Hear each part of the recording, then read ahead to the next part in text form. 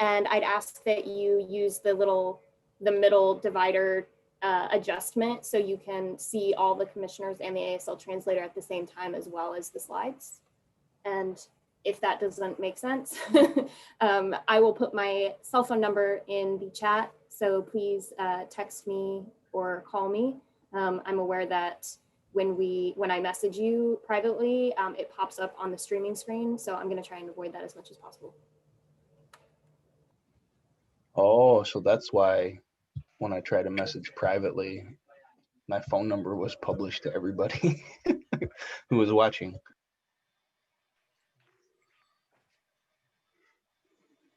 Just let us know when you're ready to go live. Should we go live now? Let's hold for just a moment.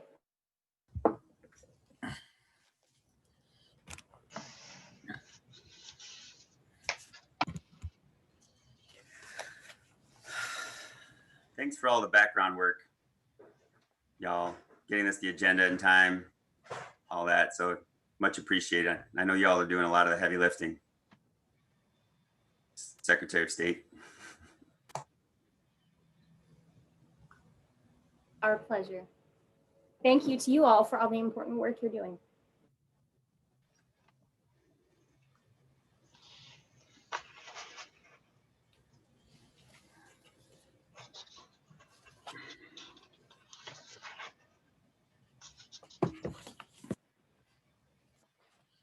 Hey, Sarah. Yep. So Glenn is having issues getting the email. Can we send ourselves a link for him and then forward it to him? Yes, can definitely do that. Awesome. If you want to do that real quick, I'll call him back and tell him to look for one from you. Does that work? Great. Okay. So everybody, we're trying to get your fellow commissioner on the line. So just give us a second.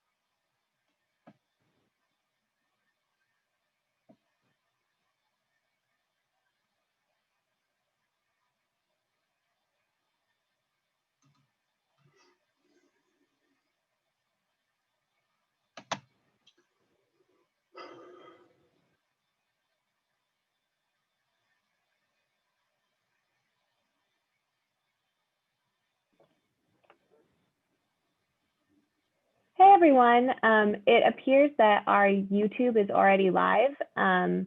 So, for those watching, please, if you could, please give us your patience. We are trying to work through a couple of technical difficulties right now, and we're intending to go live after we work through those technical difficulties. So, if you're a member of the public watching, this is Sally Marsh from the Department of State. Just wanted to say thanks for joining us, and we will be with you shortly, but we're just working on a couple of technical issues on our end, so thanks.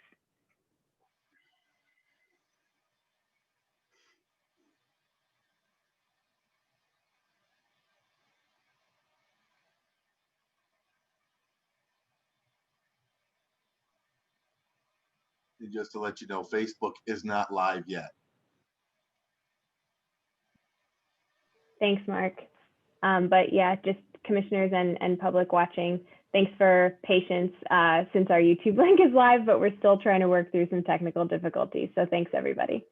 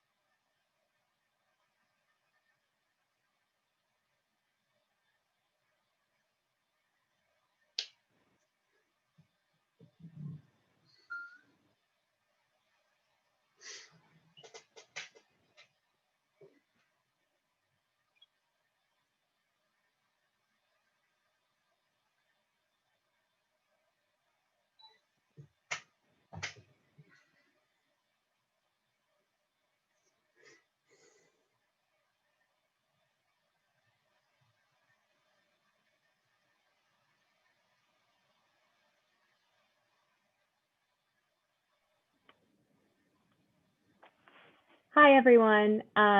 So, Chair, I think that what makes the most sense is for you to get started with the call to order. We're still trying to get our other commissioner on, but just in the interest of everyone's time, you might want to get started with the agenda at hand, and we will get our commissioner on as soon as we can. Does that Should sound I good start to to you? go live on Facebook? Yes. Okay. Give me a few seconds.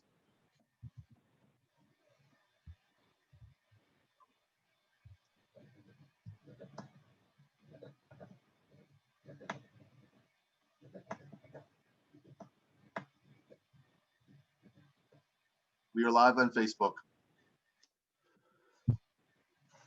Good morning, everyone.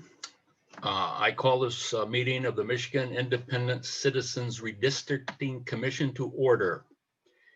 This Zoom webinar is being live streamed to Facebook and YouTube. For anyone in the public watching who would prefer to watch via a different platform than they are currently using, please visit our social media at Redistricting MI to find the link for either viewing on YouTube or Facebook. Our live stream today includes closed captioning. We would like to welcome everybody and say hello and hope that you enjoy watching us as much as we enjoy doing our job. We have ALS interpretation available for this meeting. If you are a member of the public watching who would like easier viewing options for the ALS interpreter on your screen, please email us at redistricting@michigan.gov. and we will provide you with additional viewing options. Similarly, members of the public who would like to access translation services during the webinar can email us at redistricting@michigan.gov for details on how to access translation services available for this meeting. Translation services are available in both Spanish and Arabic. Please email us and we will provide you with a unique link and call-in information.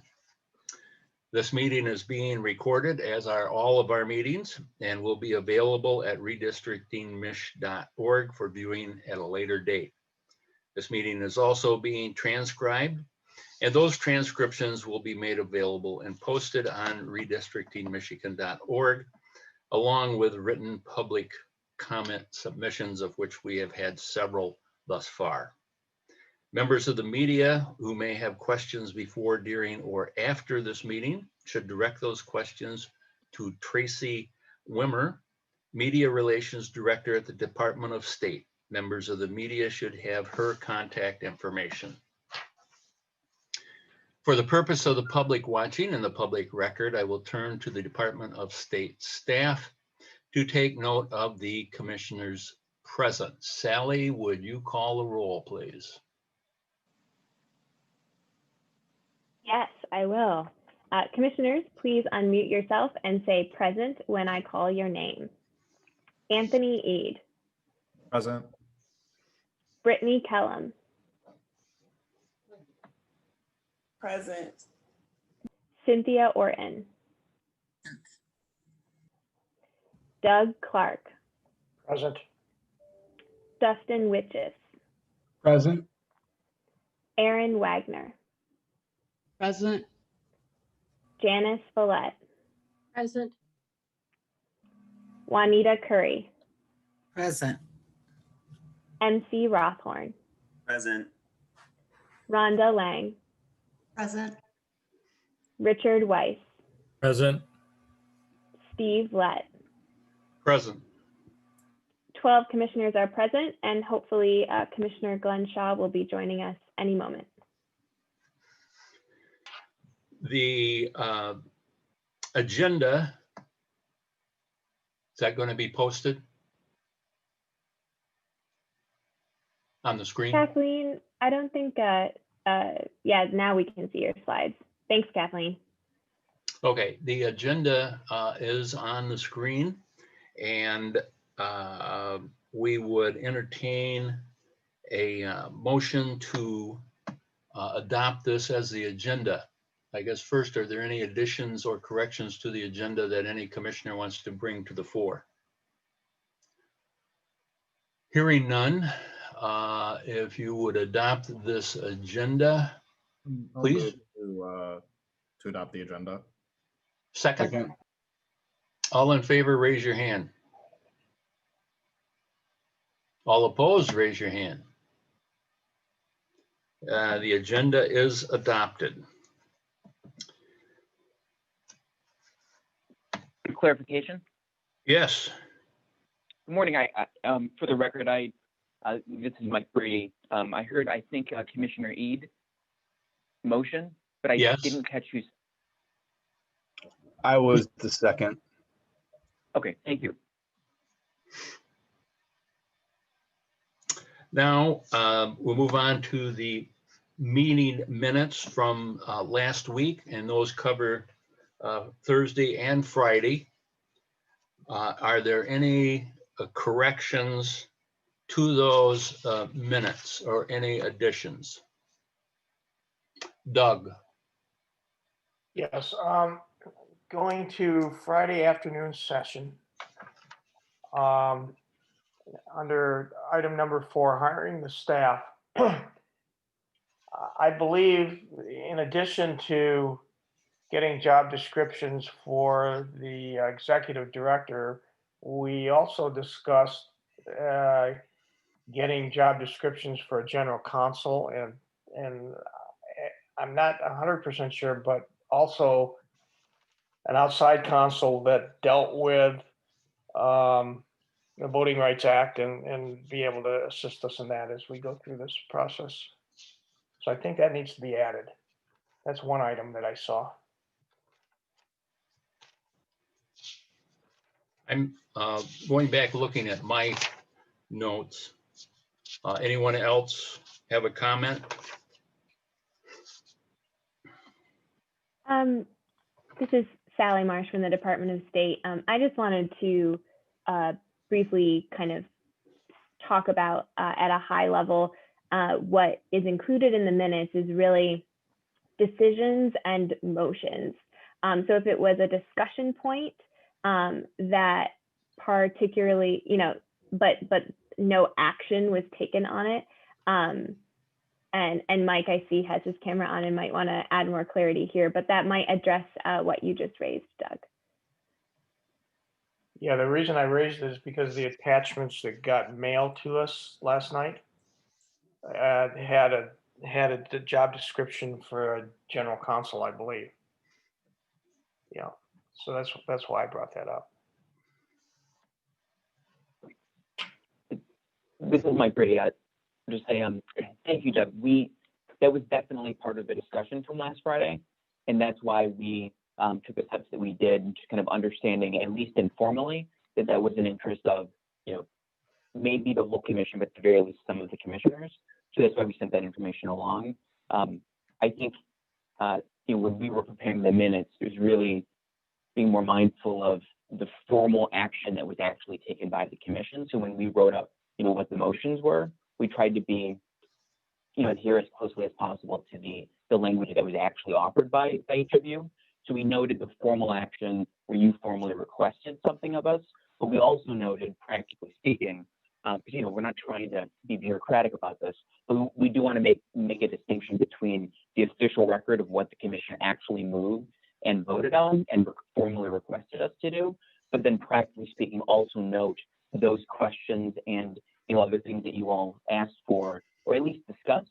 And so we tried to, and I think the general counsel's description is a great example of that.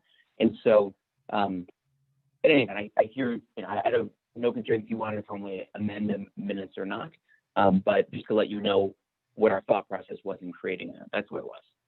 Okay. Any further comment, Doug? No, none at all. Anybody else? Any thing for the minutes? I'll move to approve the minutes. Before we do that, I've got a couple of just type corrections. I wanted to get in on page 7. Go ahead. Whoever said something. On page 7. It's just acknowledging that since you had her hand up. You're breaking up and I couldn't understand what you said. That I had my hand up, but I think you probably caught the same typos that I did. So go ahead. I'll take yours. Okay. I just noticed, I think it was page 3 and it happened to be your name spelled wrong. It was the wrong last name.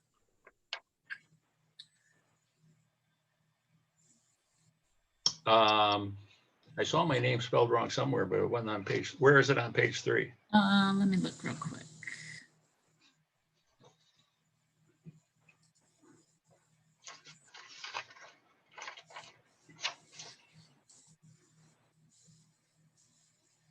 Second paragraph, it says Steve Letter.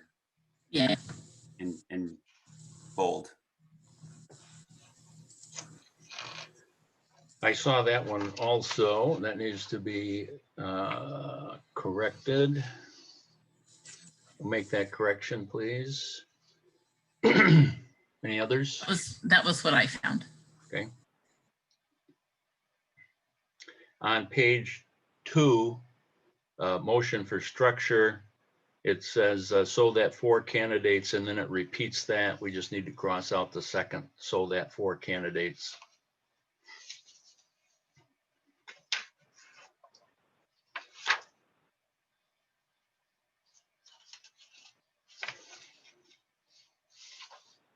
On page 5 at the top, motion recess meeting until, it says 2 p.m. That should be 9 a.m.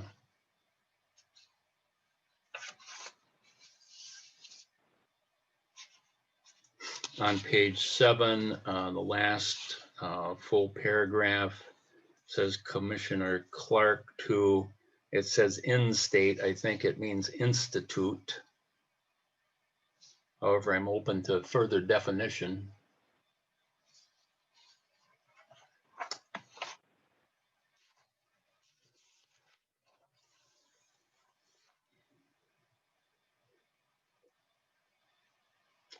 On page 10, under the next to the last paragraph, third line, MDOS staff clarified that. There's a second that, cross out one of those.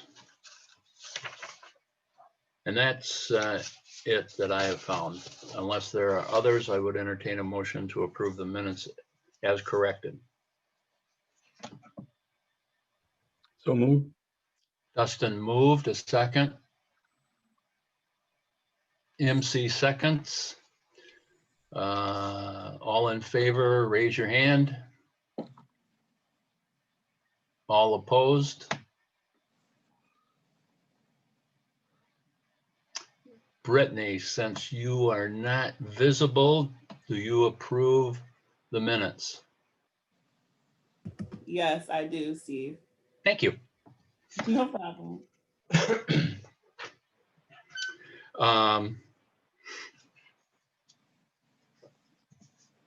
We will now approve, let's see, we did that. Look forward to motion to approve minutes. We did that. Public comment. We'll now move on. We're going to Sally, we're doing public comment now, first thing. Yes, although Chairman, there is no public comment submission for live public comment today. All right, I'll make a little bit of a speech here regarding how we're going to do it, and then we'll move on. In order to have public comment, if you want to do that at the appropriate time in our meetings, you need to sign up prior to the meeting, and there is a procedure to do that through the redistricting at michigan.gov. And it operates on a first come, first served basis. So if you sign up, you're number one, you'll be first on the meeting schedule for public comment. You will have 90 seconds to present whatever your comment is. And we normally allot a half hour for public comments.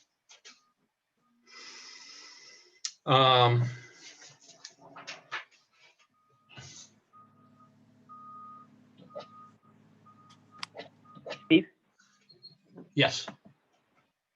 Hi, Mike Brady. I was just going to clarify for the public or anyone watching that the reason that people would need to sign up in advance is solely a technological reason because this is a Zoom webinar. Normally, if we were in person, there would not be a requirement for people to sign up in advance. And so that's something that is necessary and allowed because of this being a Zoom webinar and just the technological things that flow from that. And in turn is authorized by the same emergency order or executive order that allows this public meeting to be happening virtually. So I just want to clarify in case anyone's wondering about that at home. Thank you. Thanks, Mike. And we're not trying to stifle public comment. I want to make that very clear. We are very open to having public comment. And as Mike said, under these circumstances where we're using technology and virtual meetings, the method and the procedure has to be just slightly different than simply walking up to the microphone, introducing yourself and speaking. So that's the reason for that. Do we have our new commissioner yet? We do not have him yet.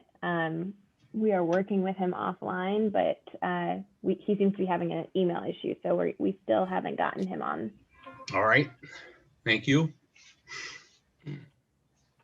We'll set aside that page.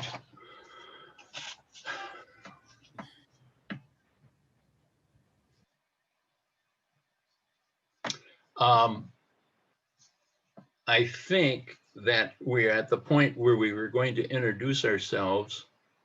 I am hoping that we will get the new commissioner, Mr. Shaw, Glenn Shaw here, and then do that so that number one, the public can meet him at the same time that we meet him and he can meet us. So I'm going to move on at this time to old business. Chairman Yeah. Lett, I Yeah. think we just now have Glenn Shaw just in time on the line here. He just was promoted to be part of the meeting. Good.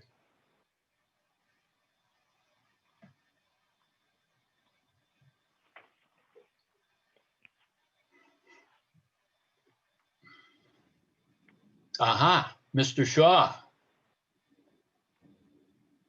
Unmute yourself so you can talk at us. There you go. I'm unmuted. Okay, thank you. Good morning. That's me.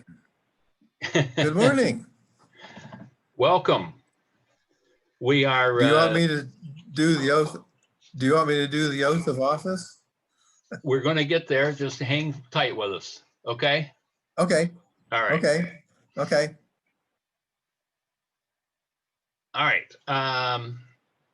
Oath of office. We're going to have Sally. Who's going to do the oath of office, Sally? Chairman, either you or Mike Brady can administer the oath. Well, we'll let Mike do it. He needs something to do this morning.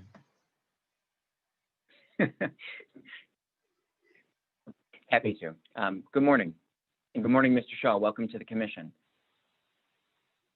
Before we do the oath of office, I don't know if, just again, for people in the public, just to acknowledge that Mr. Decker, who had been randomly selected to serve on the commission and had participated in last week's meeting, he resigned from the commission and contacted us on Sunday just to let us know that he would not be able to serve. In turn, per the rules in the Constitution, another random selection was undertaken by the Department of State on Wednesday morning. That was Wednesday, September 23rd. And as a result of that random selection, Mr. Shaw, Glenn Shaw, is now on the commission as an unaffiliated commissioner. Mr. Shaw, I will administer the oath of office for you. In order to administer the oath remotely, I'll ask you to unmute your microphone, which I think you have.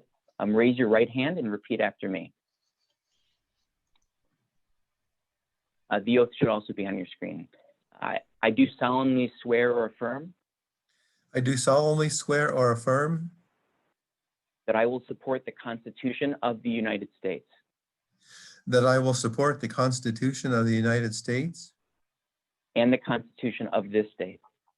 and the Constitution of this state, And that I will faithfully discharge the duties and that I will faithfully discharge the duties of the office of Commissioner of the office of Commissioner of the Michigan Independent Citizens Redistricting Commission, of the Michigan Independent Citizens Redistricting Commission, according to the best of my ability. according to the best of my ability. Congratulations, Commissioner Shaw. Mr. Thank Chair, you. I turn it back over to you. Thank you, Mike. Once again, Mr. Shaw, and I assume that we can call you Glenn. You have to keep yourself unmuted for a while. We're going to be doing some stuff here. Yes, you may call me Glenn. Thank you. Since we have a new commissioner joining us and likely members of the public joining the meeting for the first time, we will do a round of introductions before going into our discussion items. Simply state your name, where you're from, past or current professional or life experience, what you like to do in your spare time, or a fun fact about you, any reflection, what brings you here. In other words, why did you apply? What is something you learned or are excited about after last week's meeting? For this and other discussion items, we will have our Vice Chair, Brittany Kellum, call on the commissioners to ensure everyone has a chance to speak. And during discussion, she will keep track of the order of speakers and call on those present who have raised their hand to speak. Vice Chair, you're good with that today, Brittany? I am, absolutely. Thank you, Chair.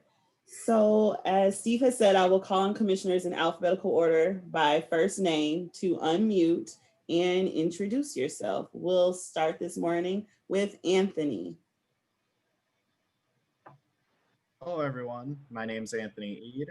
I'm from Orchard Lake, Michigan, and I currently split time between there and Midtown Detroit. I'm 28 years old. I got two undergraduate degrees, one in biology and one in psychology. Then I got a master's degree in medical science, and since then I've completed 2 years of medical school. My ultimate goal one day is to become an orthopedic surgeon, so hopefully that works out. I got involved in politics and advocacy when I was an undergrad. I was the student body president of Wayne State.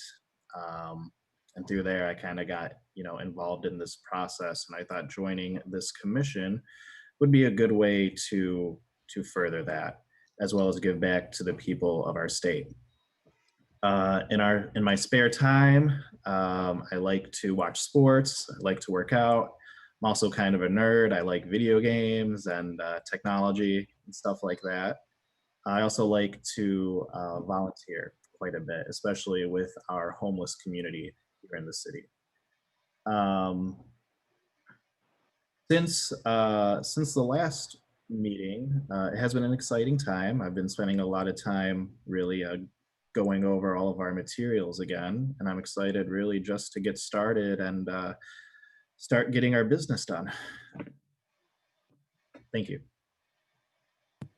Thank you, Anthony. And good morning, everyone. My name is Brittany Kellum. I am from Detroit. I'm a native Detroiter, 34 years old, and currently I am an advocate for survivor law clinics, so working with survivors of violent crimes and helping them navigate through the legal system, which can be tough, especially when you're in crisis. I am a trauma practitioner and executive director and founder of Just Speak, which is a trauma advocacy for ages 3 through 17. And I also do private consulting work to help adults who work alongside children and to bring trauma-informed practices into professional spaces. So my work has always, been centered around advocacy and getting folks to have the opportunity to share their voice in a safe space. And what better way to bring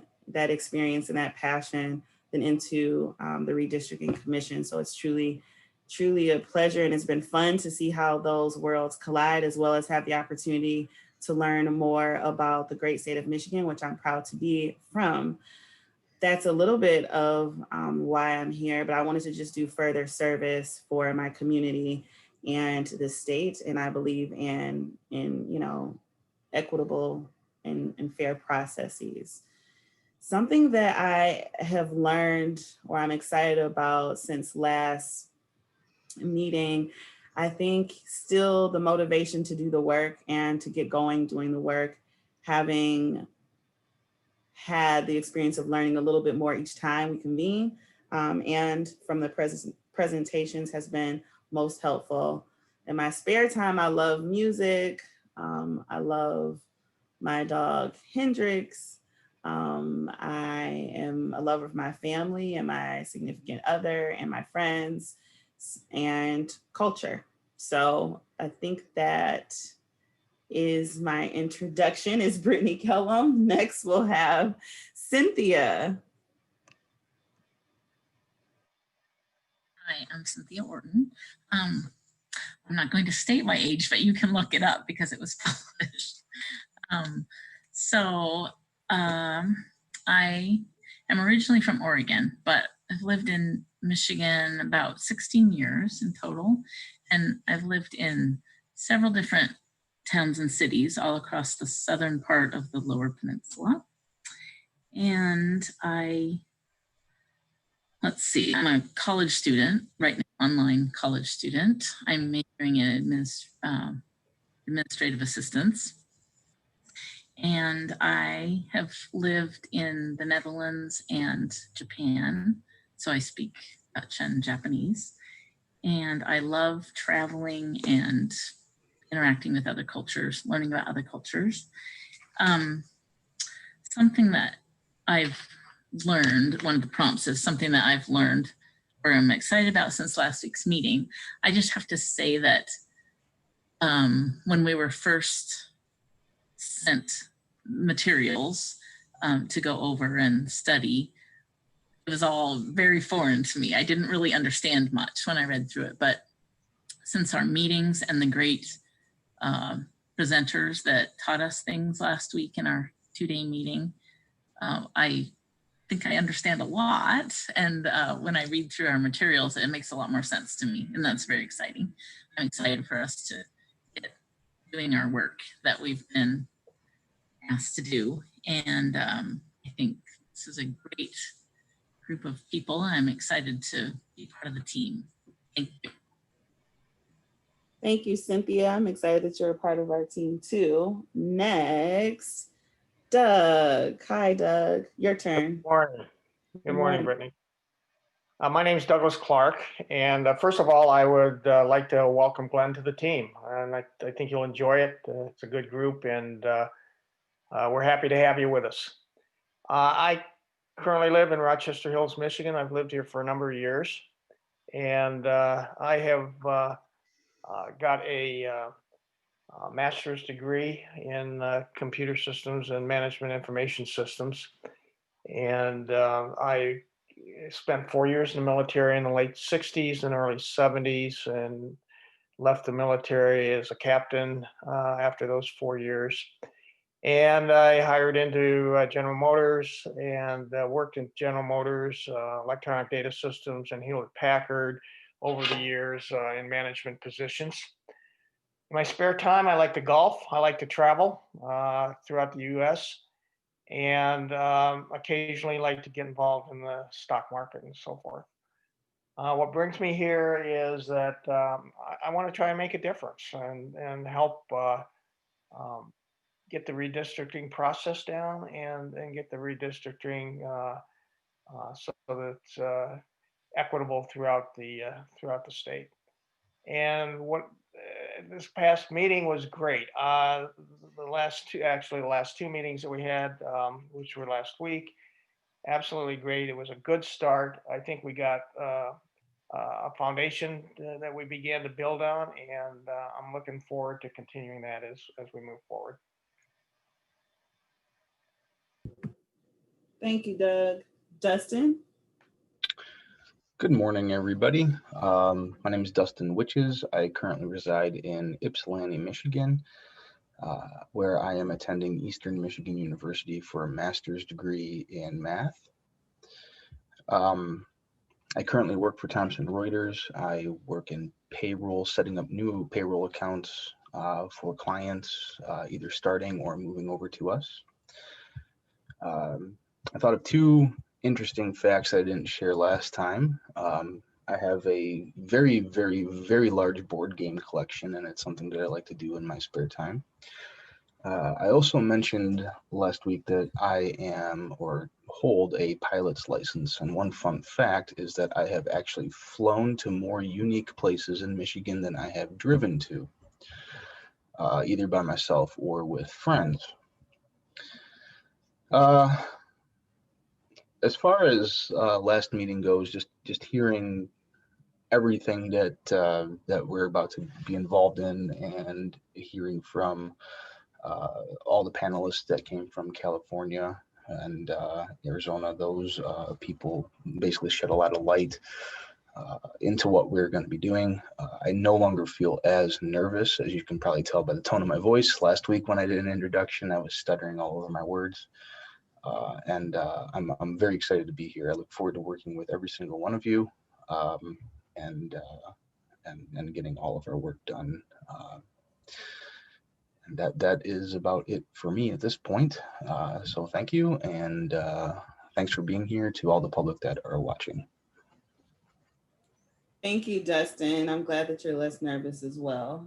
Aaron, your turn. Good morning. My name is Erin Wagner. I am from Charlotte, Michigan, which is roughly right around here, just south of Lansing. I don't know if you can see my hand, but all of us do this usually. I am a wife and mother of 6. I read a lot in my spare time. I research a lot in my spare time.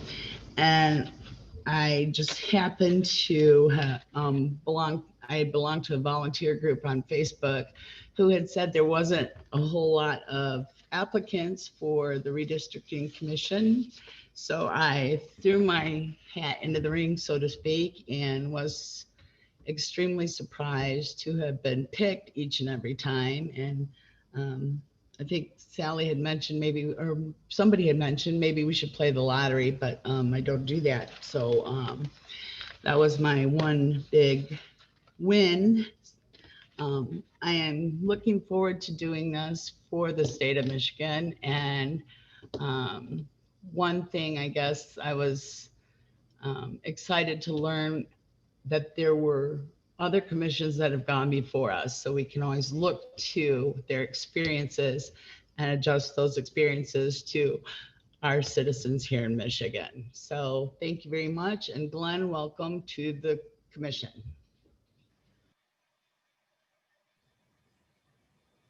Thank you, Aaron. And speaking of Glenn, welcome. It is your turn to introduce yourself. Good morning, everybody. Glenn Shaw from Van Buren Township. That's what it used to be called Belleville, but that's the town. The township of Van Buren Township said, hey, your post office building is in our township. So the post office changed its name. So it's now Van Buren Township, but it's the same zip code. I'm currently working as an inspector with the FAA, the Federal Aviation Administration. I go into the office at the Willow Run Airport about once a month, and I'm encouraged to work from home with my laptop. So that's what I've been doing since the coronavirus thing hit.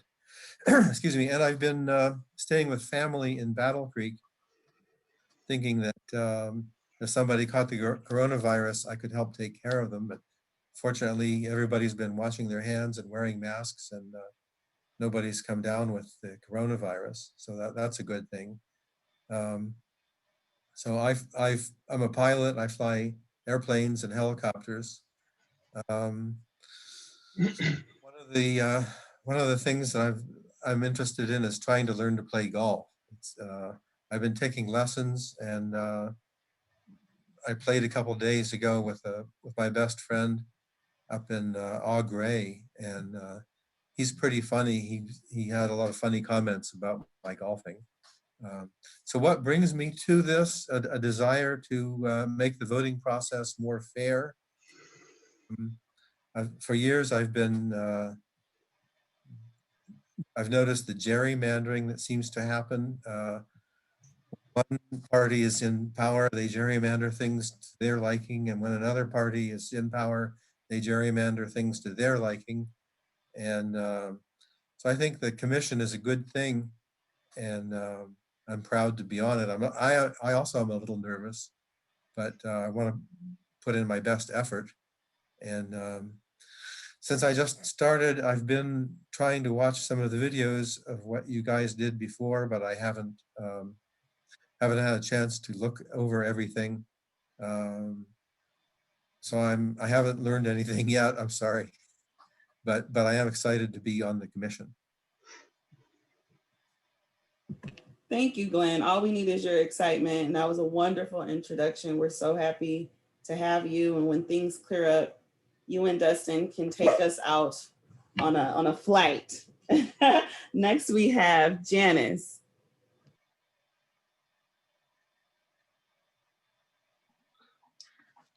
Hi, my name is Janice Villette. I'm from Highland Township. I was born in Detroit. I've lived all my life in Michigan. I worked 20 years in the banking industry until I retired. I like to travel. I like to do crafts and do-it-yourself things in my spare time. I applied because I thought it seemed like it would be very interesting. I'd learn a lot of things. I also wanted to make the voting process as fair as possible. I'm excited about working with this very diverse group of people, and I'm excited to get moving on this project. That's it. Thank you so much, Janice. Juanita.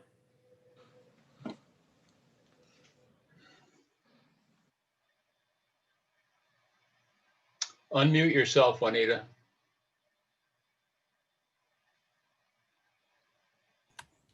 Hi, my name is Juanita Curry. I am from Detroit, Michigan. I've been here all of my life. My current professional or life experience has been a tremendous one. I was a specialized foster parent, as I forestated before, and I have raised over 30 children, taught, licensed, and prepared foster parents for their license and training. Also adopted 4 children, which are grown now. I attended Wayne County Community College and got my associates, went on to Wayne State, did 8 years, studied public relations and journalism, and probably just 2 strikes from either one of them having a degree. And on my reflections, what brings me here, I just wanted to be busy, do something done before.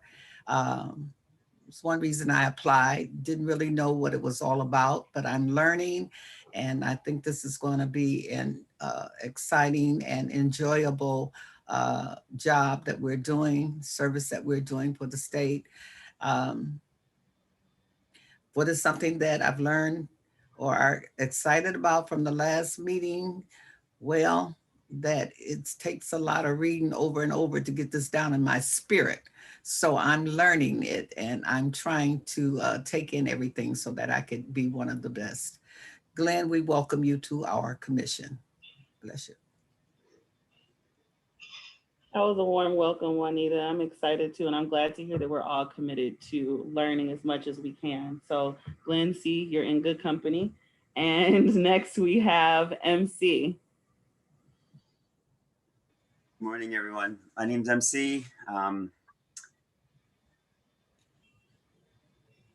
I'm from Ann Arbor. I live in Lansing, and I moved here. I was born and raised in Ann Arbor, and came to Michigan State, met my spouse, and we've been here ever since. We've traveled about 5 out of the 48 years that I've been alive, internationally, and that includes Germany. I am the firstborn in the United States. Both my mom and my dad are from Germany. MC is not a German name. And I work as an accountant, and I work in a cooperative property management company. And it's, so I do a lot of, so I have similar banking and payroll, do some payroll stuff similar to Dustin and Janice. And the spin is that I work in a democratic institution where it's one of the reasons I'm here too, is that I do spend a lot of my spare time on, I guess, sort of working committees or understanding, the school, just on school committees, for example, where I have two daughters with my spouse. And so I do volunteer on democratic institutions. And this is one of those moments when I'm pretty happy to be experiencing the democratic process. That's one of the reasons I'm excited here. Yeah, I think I'm definitely going to learn a lot of facilitation and gosh, Robert's Rules of Order, if nothing else. And I'm feeling, like Cynthia and Juanita said, that it takes a while for me to feel like I know it enough. I'm honestly, Dustin, I'm still a little bit nervous. We'll get through it. I do feel I'm real proud of our team also, like many of you have said, and I'm excited to be here and and welcome you too, Glenn. Thank you, MC. Rhonda, introduce yourself. Good morning. My name is Rhonda Lang. I'm from Reed City. I'm currently a licensed real estate broker. Past professions have been everything from restaurant, factory, medical. So I've kind of done a whole array of jobs in my lifetime.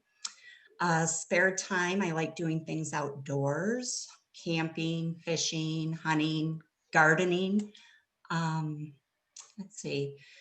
What did I learn or am I excited about after last week's meeting? Last week I was nervous, I've got to admit. Meeting new people and plus doing it online is a whole nother world for me. But at the end of the meetings, I felt more comfortable with everybody, and I'm really looking forward to getting to work and getting our job done in a timely, efficient, and independent manner. And that's it. Great, Rhonda, thank you. Richard, you're up next.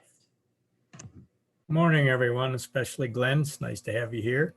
My name is Richard Weiss. I live in Saginaw, Michigan. I have served 2 years in the service. I worked 30 years for General Motors, retired. Kind of spare time, I do a little gardening here and there. Probably the big thing I do spare time is make some wine, homemade wine, which is pretty good. I also do like handyman work and stuff for individuals, friends of mine, whatever needs to be fixed. I'll take a look at it, see if I can make it better. I guess my reason to be here is a chance to be able to help with the redistricting, kind of maybe like my duty to do this. What I've learned is what's involved in redistricting is a little complicated, it sounds. So other than that, that's about it. Thank you. Thank you, Richard. And circling back to our chair, Steve. Once again, good morning, everyone. My name is Steve Lett, and I am currently from Interlaken, Michigan. However, I was born and raised in Lansing and spent my entire working career there. I'm an attorney. I don't have an active practice other than as a mediator and arbitrator. And that's and obviously my new career in as a commissioner for the Independent Citizens Redistricting Commission, which is going to take up a lot of time for the next.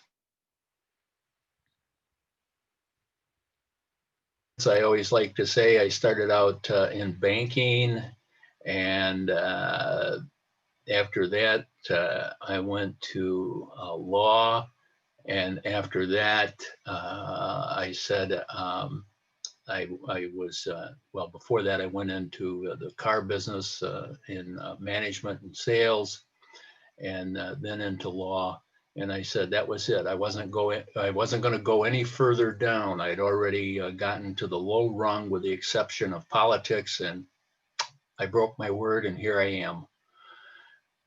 What brings me here is I thought it would be extremely exciting and interesting to be a member of the commission if I were fortunate enough to be chosen, and certainly, as others have said, I never expected to be chosen.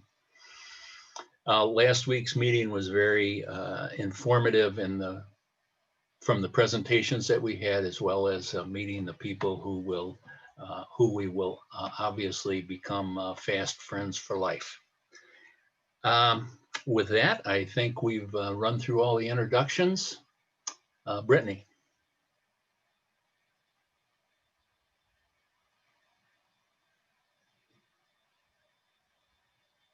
All right. We go to old business. First up for old business is a report from staff of the Department of State on the items we referred to them and discussed last week. Sally and Mike will be bringing us up to date. Who's going first?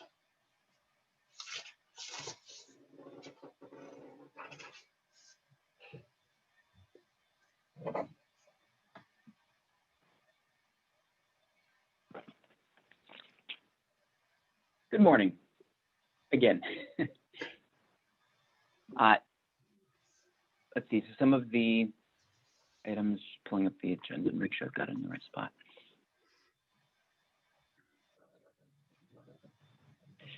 Just wanted to provide an update on this Friday and just some of the progress that's been made on them. Mainly, it involved outreach to the Legislative Council. We want to thank the support from the quadrant leaders. These would be the 4 leaders of the legislature, the majority and minority leader of the Senate, as well as the Speaker of the House and the minority leader in the House. I've been working closely with their legal counsel to find, to work out what it would take to get the support of, I think I mentioned this last week, there's a body within the legislature called the Legislative Council. It is a strictly nonpartisan body that provides different kinds of support to the full legislature. Again, that's members of both parties and whatnot. They facilitated that connection for me, and I made connection, or I was able to connect with the administrator there, a woman named Jennifer Detloff, this week. Raised the various questions that this commission had put to me last week, and so she started that process and got back to me close of business yesterday with the status of her outreach and whatnot on the different topics. So I want to walk through each of those. This might actually be in I think the order on the agenda. Well, in any event, one of the questions that came up was government emails. Those are in process. They're working on them. They're not yet available, at this point. As soon as they do become available and they're created, then we'll be reaching out to you, and that doesn't need to happen in a public meeting. There'll just be individual outreach to each of you with your instructions for how you can log in and access that. The email address that we're looking at there would basically be, and again, I'll confirm once this is actually the case, but consistent with the standard, within state government, it'd be something along the lines of first initial of your first name and then your last name at, I believe we're going with icrc.michigan.gov. And so you can look for more correspondence on that. I don't know if that's actually going to happen today or if that's going to happen next week. That involves a different agency within state government called the Department of Technology Management and Budget. And so, spare you all the, inside baseball, if you will, on that, but just know that, working through those relationships, working through some of the internal processes for setting those up, and that's well underway. The same thing actually with phones. There was a question raised by the commission on Friday as to whether we'll be able to set up phones for you all, and that question is also going to DTMB. So we're going to be able to just to say, like, at this point, build the relationship, or building the relationship, making that outreach.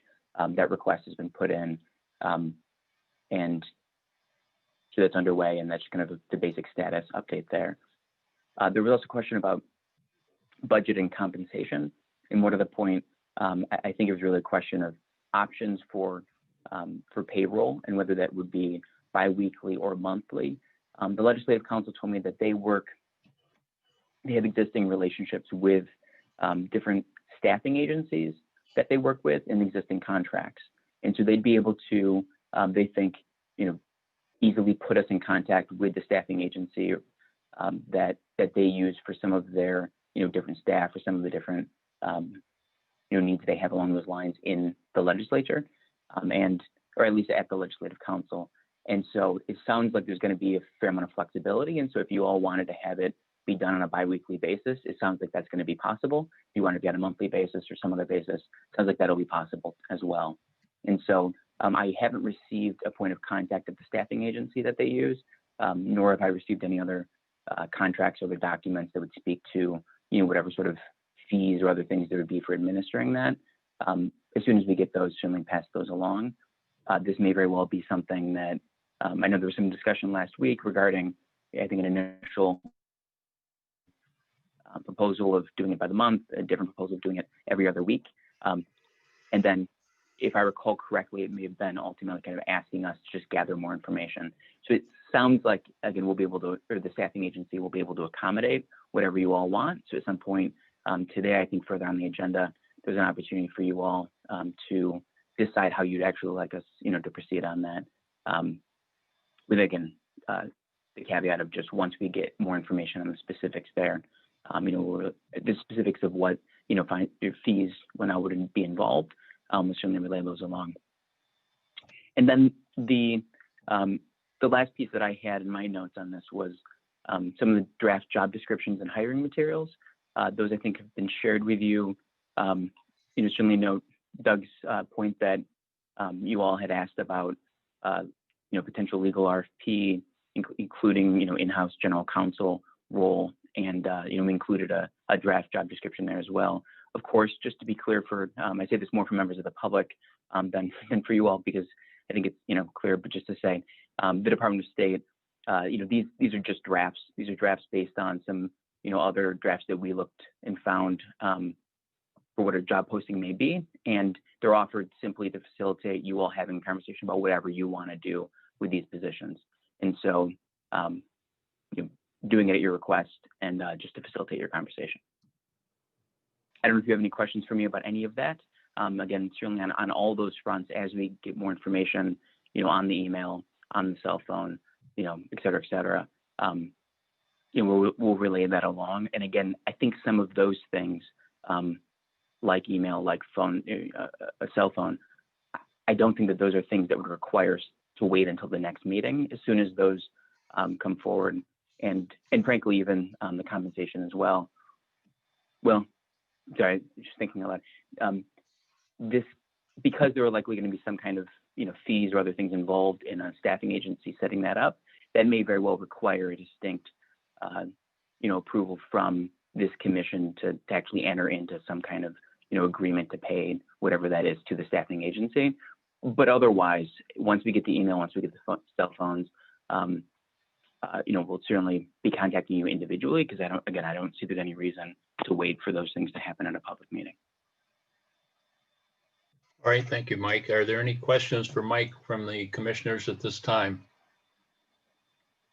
The only thing I would just add briefly to add to what Mike was saying is on the draft job description and RFP front, we know that there are other positions and requests for proposal drafts that you're looking for. We're in the process of making those, and just wanted to make sure you are all aware that we don't think that it ends with the executive director and the general counsel, but that's what we were able to draft to start your conversation today. So those descriptions and RFP requests for proposals to evaluate and determine can all be part of future conversations and future work that you ask us to do.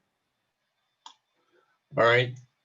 Sally, did you have anything that you were going to add in addition to Mike? That's it. Thank you, Chair. Okay. Any questions at this time from anybody? I don't want to move on to a break. We're set for 5 minutes. It is now 10:06 on my clock, so we'll be back at 10:11. 5-minute break, everybody.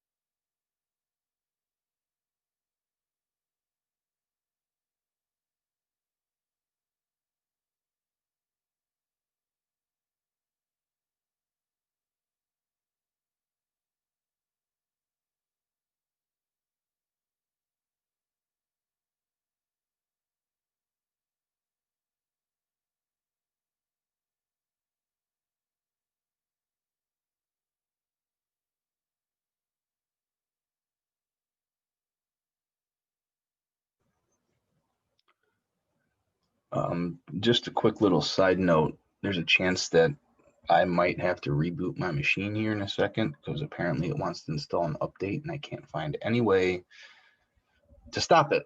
So if that happens, I will be back as soon as it's done. Thank you, Dustin.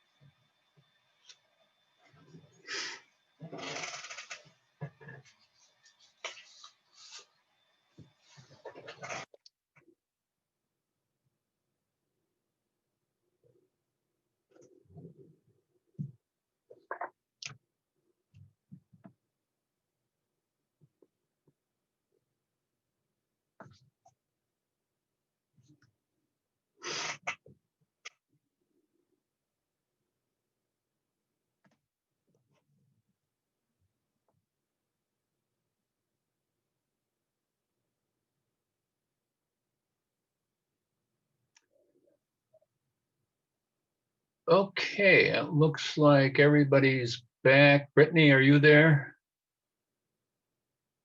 Yes, I am. Okay.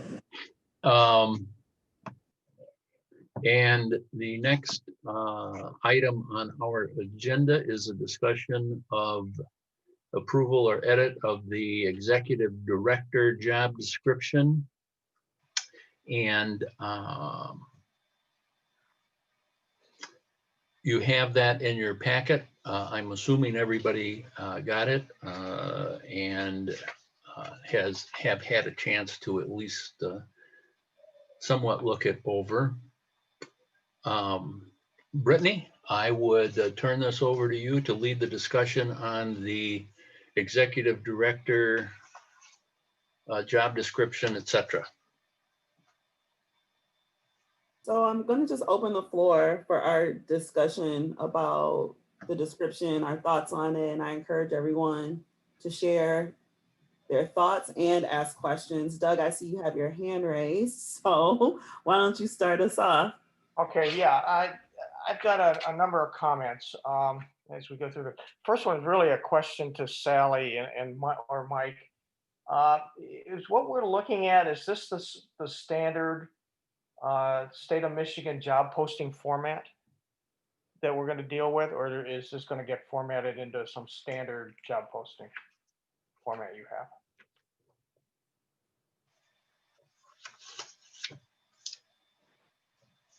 Maybe they're not with us. All right. Hey, Doug, can you hear me now? Yeah, I can hear you now. Great. Thank you. I was just coming off mute.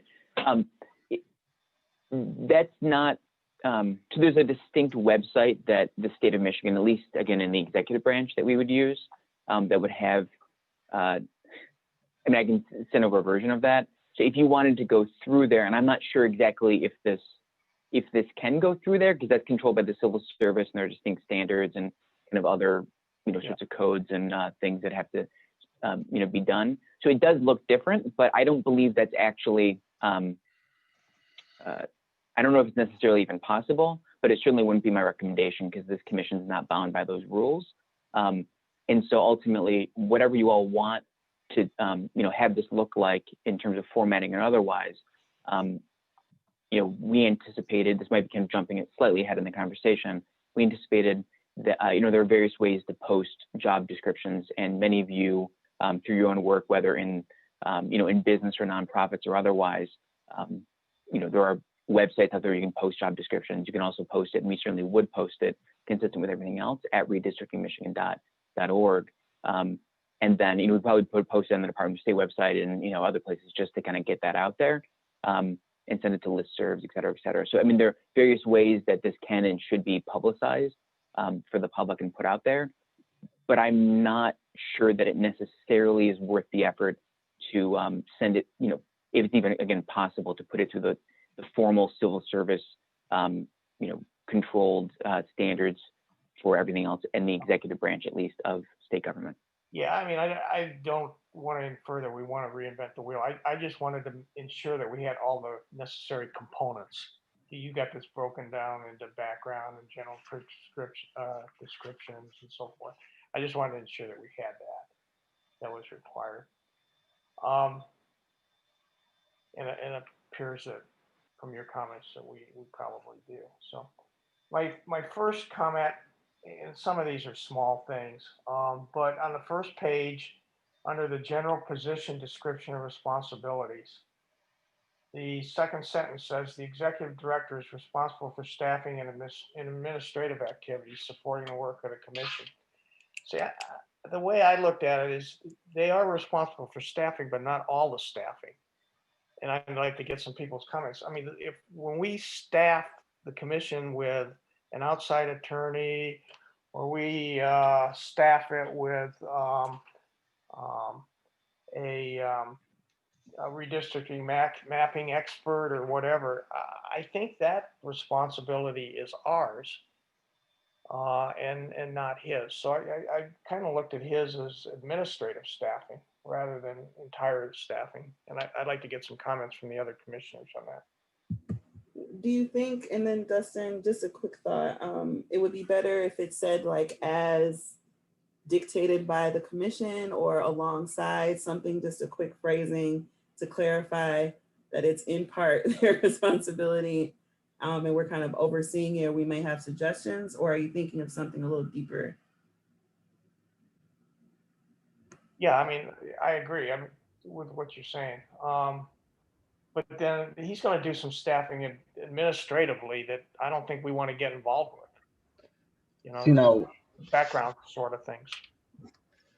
My thought on that was similar to yours, Doug. But my understanding was that the executive director is more like a like advisory role. He's like, this is what we would need, and then if he comes forth or she comes forth with like positions that we would want to consider hiring, we would be the final decider on who actually gets the position and if those positions would be necessary. Yeah, that's my opinion too, but he'd have to administrate the hiring because that individual have to get paid through the state and so forth. But Sure. I don't think he'd be responsible for the staffing. I think we are. Correct. Yeah, that's my understanding as well. Yeah, so I would suggest that we change the wording something similar to what Brittany had just indicated.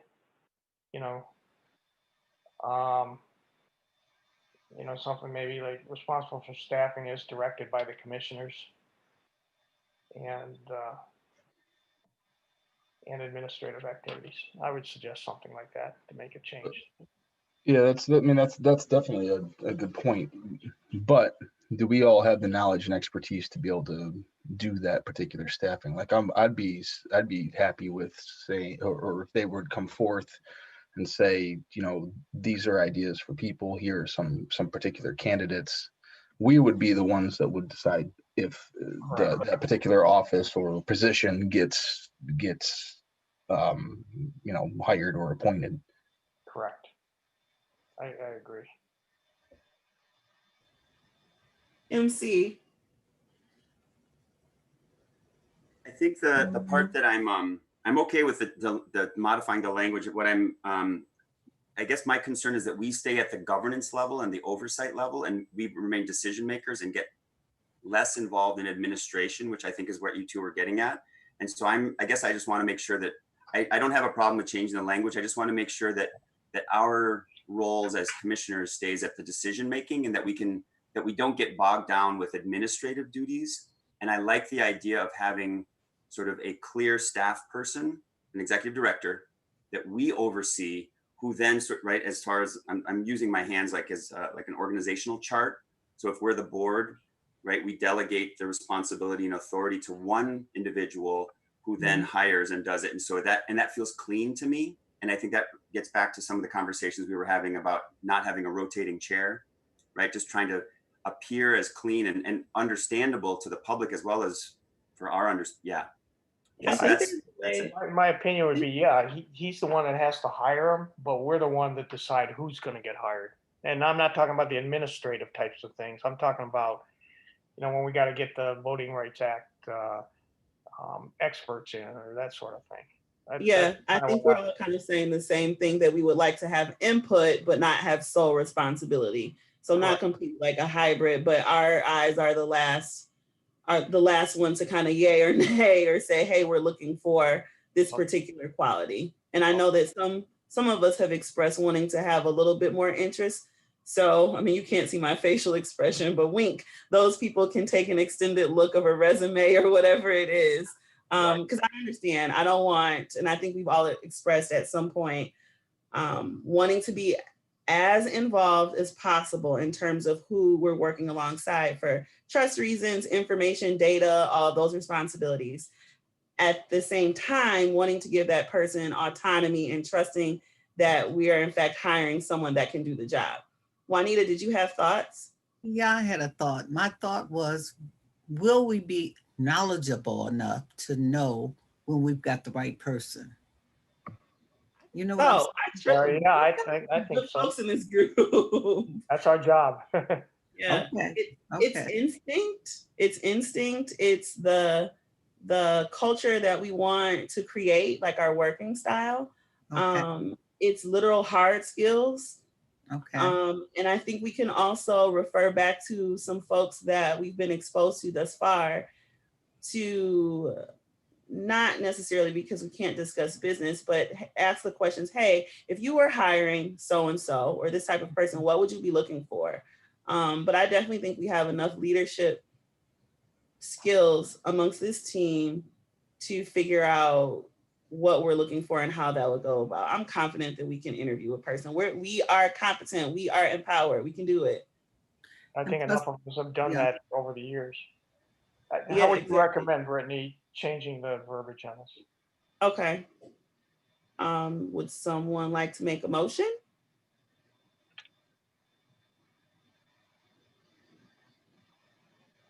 Well, I got to think in my mind exactly how I would want to phrase it. That's the only reason why I didn't jump in, because the phrasing is what matters. How about here's a motion to change the verbiage to be the executive director is responsible for staffing under the direction of the commissioners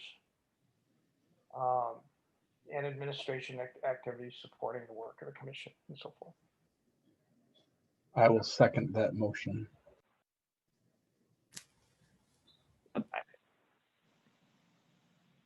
Looks like Mike might have some input. Yes.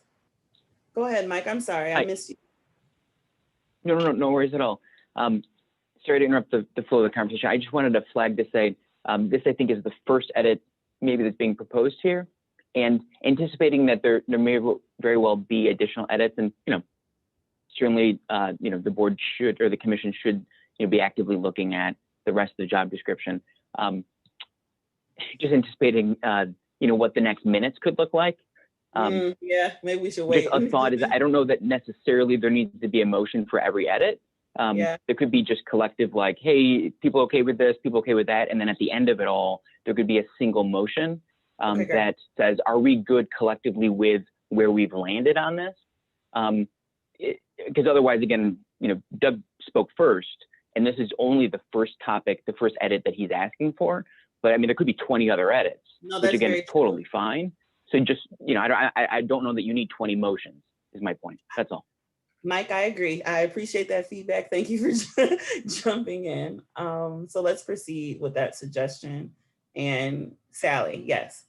Commissioners, if it would be helpful, I can share my screen and make the edits and track changes so you can see it as you discussed. Just wanted to offer that. The offer has been accepted. Yeah, that will be useful. You want me to move on to the next item that I have? Oh, yes, please do. Okay.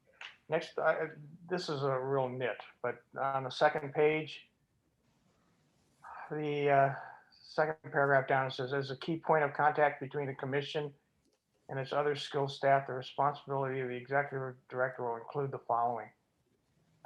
and I would suggest that after, we should say executive director will include, and then comma, but not limited to the following. I've had instances in the past where I've hired people and they take the job posting per the way it's written, and don't want to deviate with it, and it becomes an issue. But I want to just add that for flexibility purposes. No, that's fair. Did anyone else have any suggestions off the first page while we're still kind of? No? Okay. Okay. Any comments on that?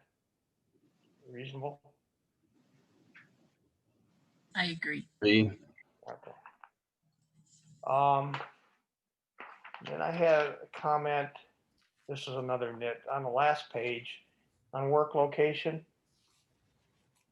And this probably needs some discussion. In my opinion, this individual, if we went back to normal operations where everybody was back in the office, this individual, in my opinion, should be in Lansing, and I think that should be stated. But others may have a different opinion because, of course, none of us are in Lansing. Well, maybe one of us. And so I was thinking that because this is really structured toward the COVID pandemic, eventually we're going to come out of that. And I think maybe we should indicate where we expect this individual to be at physically. And my recommendation would be Lansing, because I see this person as a linking pin between us and the rest of the state organizations to get things done for us. And that's where most of the state organizations are located. So that was another recommendation. Any comments on that? Yeah, I have a comment, but I'm going to let Anthony speak first. I think that's, a very astute point, and it kind of brings this other issue to the table on before we decide where we want this individual to be, we might want to decide where we are going to be, once this pandemic is over, because I would want this individual, whoever it may be, to report to us and be with us, whether it's on Zoom or in person in Lansing or wherever we want to meet and have these meetings once this pandemic is over, which will hopefully be soon. Let's all pray.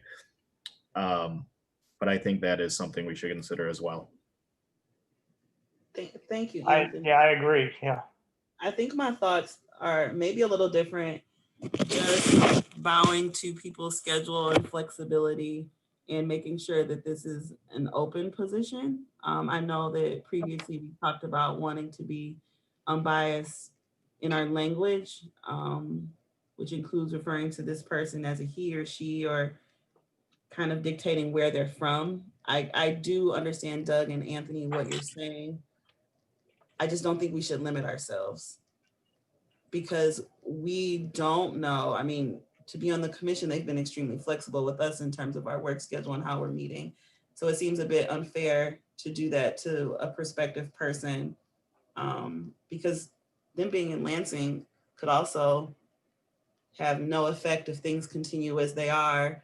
We have a pretty limited contact with, I get the contact that they could have, but I think as a whole, the commission has kind of like an extended relationship in that way. I don't know if that would make a difference, but that's just my opinion. I kind of agree with what Anthony said. My opinion is that eventually we're going to have to get office space, because particularly when we start doing mapping, and that this individual, and more than likely that's going to be where most of the state offices are, where there's vacant office space in Lansing. My opinion is, we, like Anthony said, we want this person next to us. We want him working with us on a day-to-day basis. So that's why I brought that up. So I don't know if anybody else has comments on that. It says frequent travel, but Sally has a hand raised, and then Dustin, and then Rhonda. Hi, everyone. I just wanted to jump in. Sorry to interrupt the conversation with 2 points of context that might be helpful. One is that it's very common for people who work in state government, even if the main central office of the state government is in Lansing, to commute. Just for reference, in our Secretary of State's office, at our, with our senior level team, people commute from Detroit, Ann Arbor, Grand Rapids. Mike Brady right now is in our office in Detroit at Cadillac Place, which is where he's doing this meeting from. So just to kind of put it out there for all of you that even if the executive director ends up, primarily working in Lansing, that person might not reside in Lansing or could be from other places. And then the also thing to just remind all of you of is what we talked about last week in terms of the commission has to meet in locations all over the state. And every meeting in which you discuss redistricting has to be open to the public. So if you were to meet in person, that in-person location has to be accessible to the public and all of the things that goes along with that. So just wanted to offer those 2 points of context for you all. Yeah. Yeah, I didn't realize that's how the state operated. So that kind of changes my mind a little. But however, maybe we should change it rather than Lansing to close proximity to Lansing. So somebody's not up in the UP, up in Marquette, and have to commute. I don't know. Or we just leave it like it is.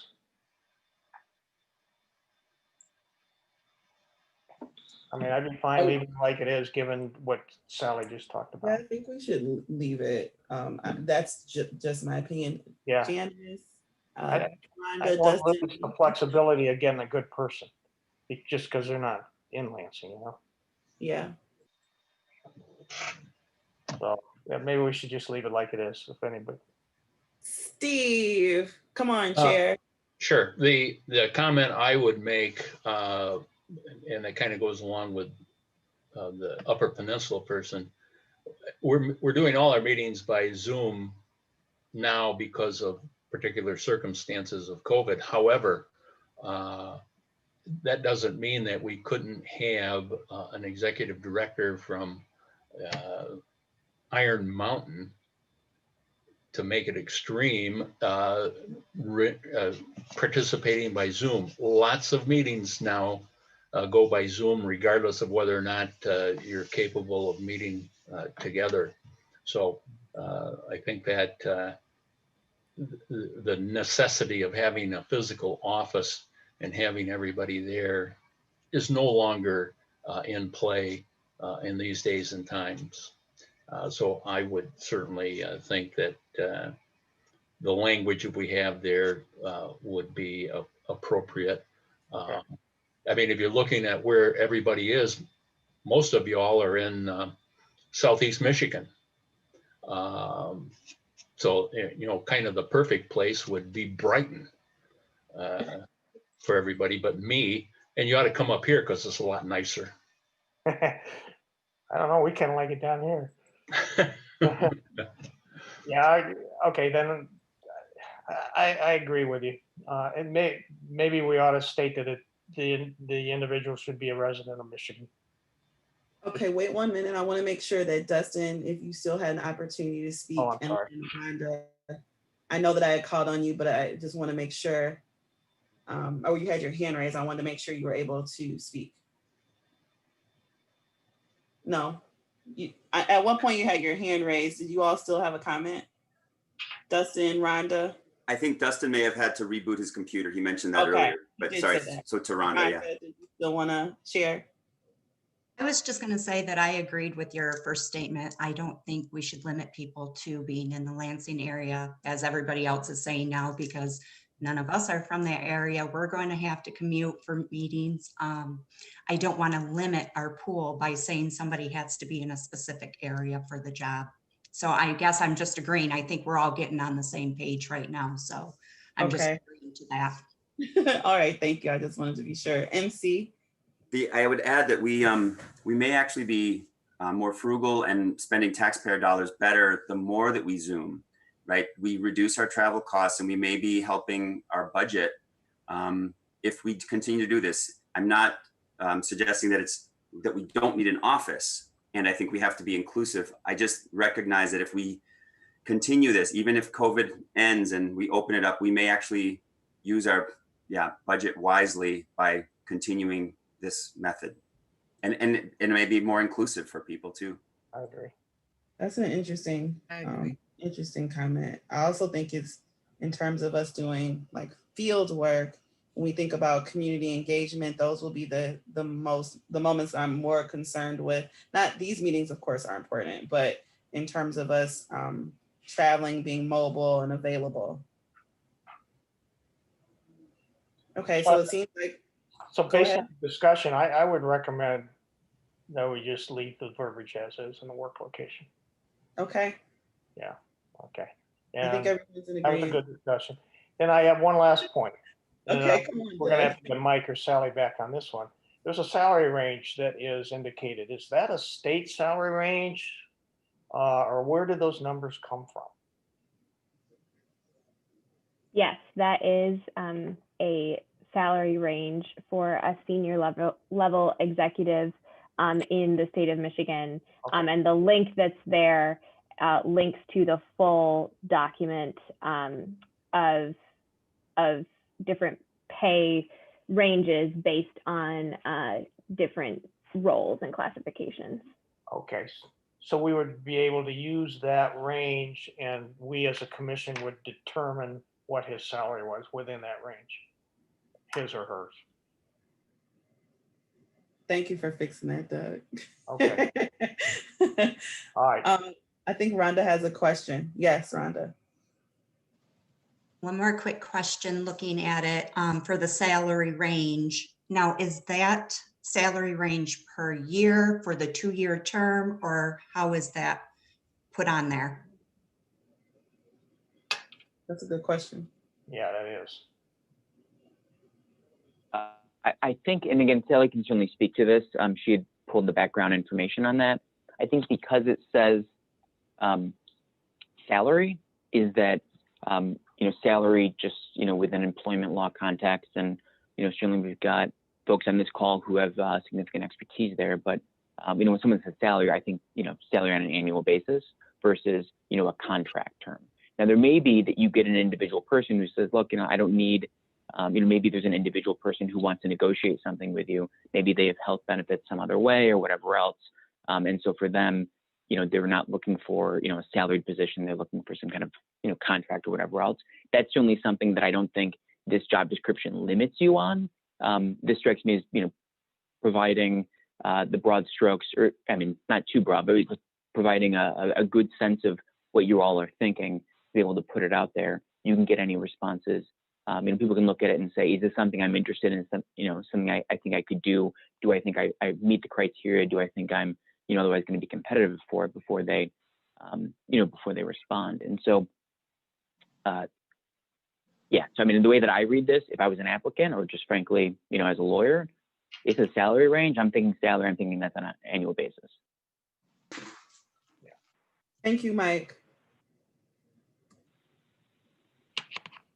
Yes, Anthony. I'm just wondering, do we want to include any sort of like educational requirement or something like that in here? I do not see one.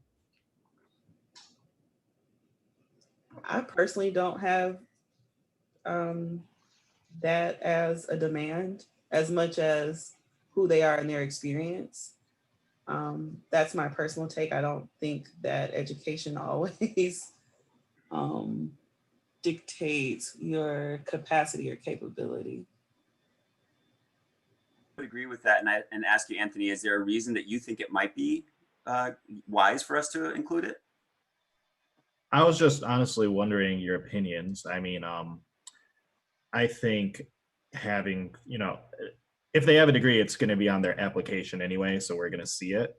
There are good things that come with having a degree. It shows that, you've had a formal education in this topic. For example, if we had a, someone apply to this with a political science degree, that would at least make me feel a little bit more comfortable in knowing that they know, more than me about this at least. But I suppose you guys are right. It doesn't really need to be a requirement. I think we're gonna see it in the resumes once they apply. I agree. And that's part of our criteria for deciding who's the best person.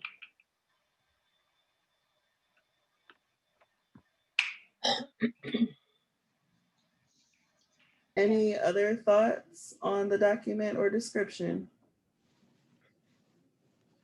I guess One other item, where the inquiries are gonna be sent to XX, who's XX gonna be? that was where my question was going to be too, Doug. I was going to ask if we need to determine that in order to approve this, or do we have to? Yeah, can we kick that down the road?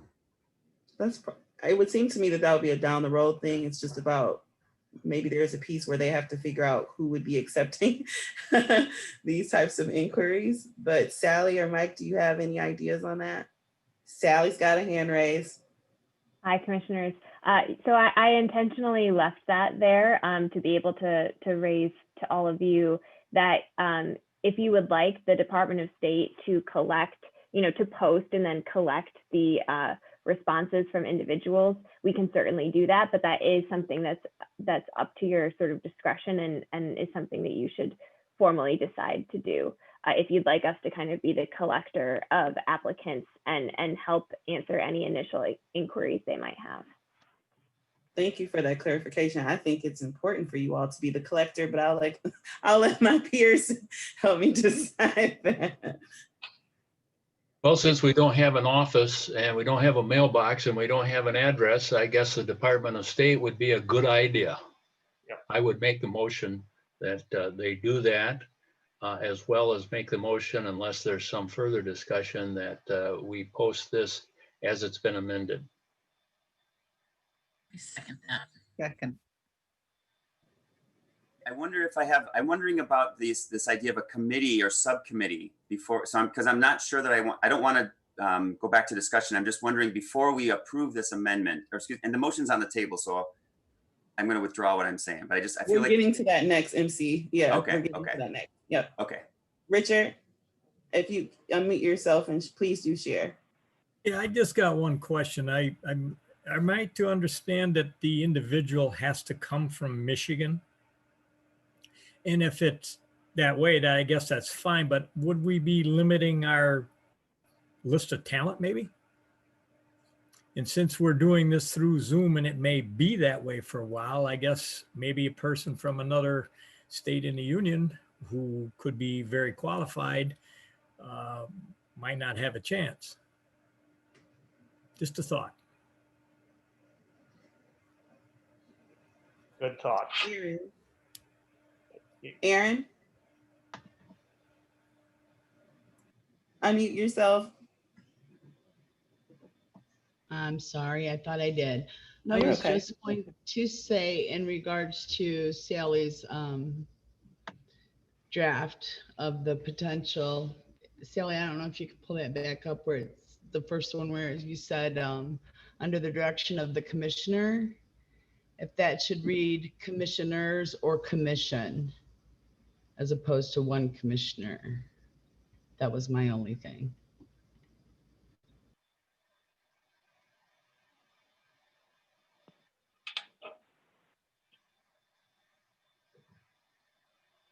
I like Aaron's suggestion of having the commission, that we would act as one voice and not potentially. Yes. Yeah, I like the idea of acting as a voice. And so I would approve or second that idea of the commission. And I know that we've got a motion on the table, so I'm not sure exactly how to do this Robert's rule stuff, but. Well, the motioner was, or the suggestion came from Doug. Would you accept that as a friendly amendment? Yeah, absolutely. Okay. So we're back to the motion as seconded.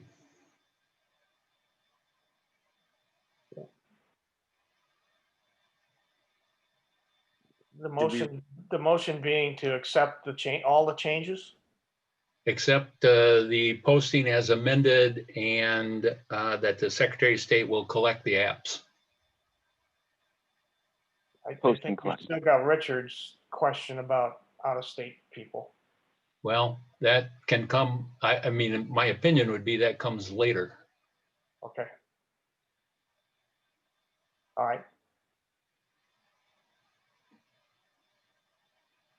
Sorry, I'm still waiting for my computer to complete updating and I missed a little bit. I'm assuming that we're still going to be reviewing all the apps and voting on it as a whole commission to whom the executive director were to suggest for a particular position. That's correct. Okay, thank you.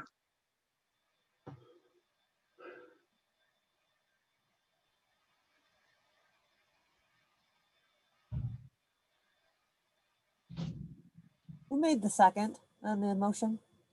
Yeah, I thought someone made the second. Cynthia did.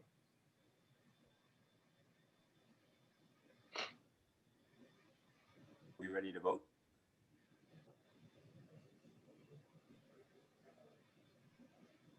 Any further discussion? Glenn has a question. Yep. I thought we were going to wait until we got all these things worked through, and then we were going to make a motion, and then we were going to vote. Well, I made the motion and I guess I thought we were through. So yeah, I think Steve, you're correct. We didn't have any more amendments to the description. And we talked about MDOS posting on our behalf and collecting the applicants, and everyone agreed. I heard someone make a motion. I heard someone second the motion. So Steve, I was waiting. The so moved, it's been so moved in second. Okay, that was my motion. Unless there's further discussion, I think we're ready to vote. Rhonda? Sorry, just one last quick thing, everybody. Are we voting then, are we set on the pay scale that was provided to us, or do we want to do a little more research as to the pay scale? Because when I got these papers, I went online and used different ZipRecruiter, salary.com, payscale.com to kind of add to the pay scales. And I'm showing they're kind of high. And I'm just looking at it as a financial and saving as much money. I understand it's for the amount of responsibility, they should be well compensated, but I'm just wondering, should we look at the pay scale a little bit closer before we agree to it? My opinion, Rhonda, is that this is a standard state of Michigan pay range.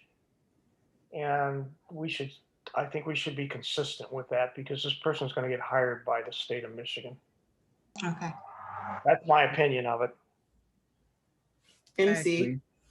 The other reason I would recommend that we go with it is because my memory of the panelists who told us that there are a few very qualified people who do this around the country, and they all get snapped up right about now.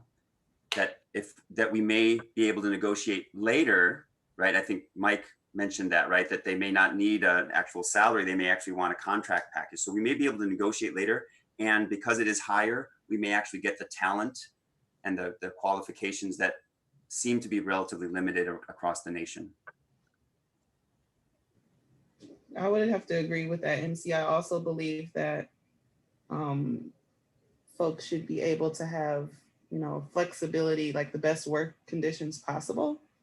So I think this salary would both allow for expertise and be competitive and, speak to the work that is required to do this. But I think, Rhonda, that was an excellent point to raise for sure. Yeah, I do too. And I agree with our vice chair on that statement.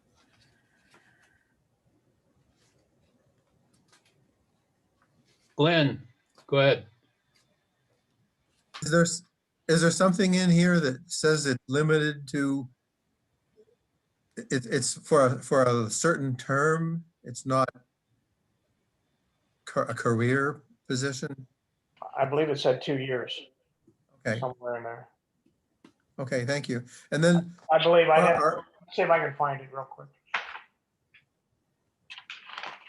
yeah, I think I saw that. Right. And so we're not speaking to must be a resident of Michigan. We're being we're not saying anything like that. Is that everybody's opinion? Correct. Correct.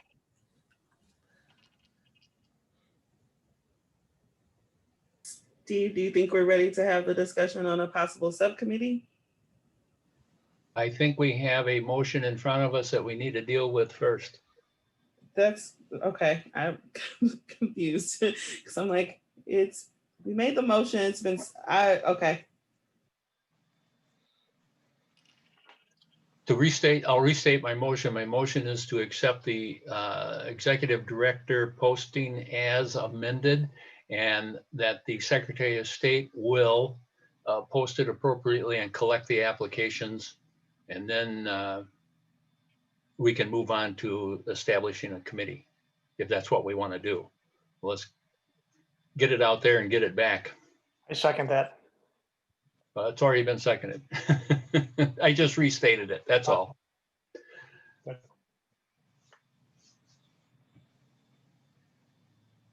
So we just need to call the question. Is that true? Well, let's just have the vote unless there's further discussion.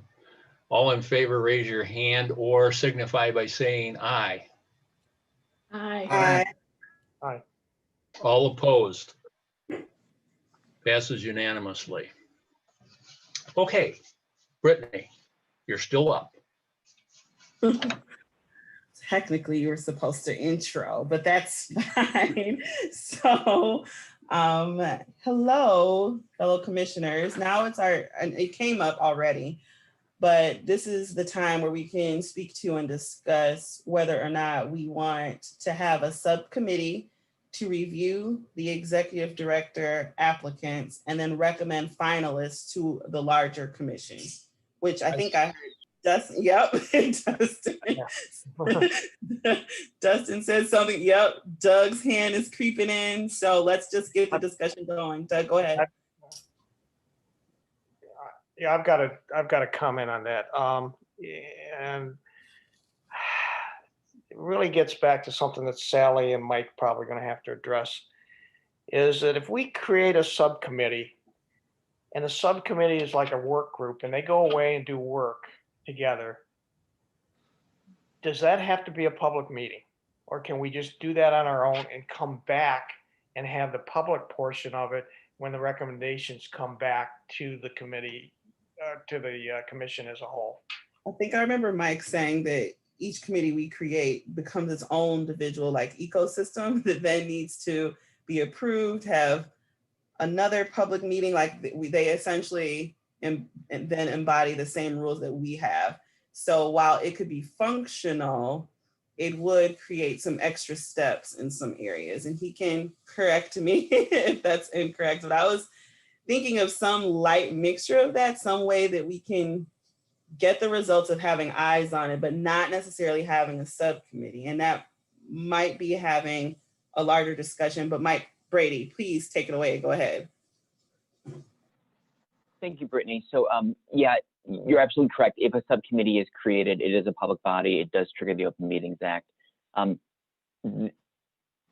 in turn, the obligations to provide notice, the obligations to, again, with the Open Meetings Act, it's not just about making decisions in the public.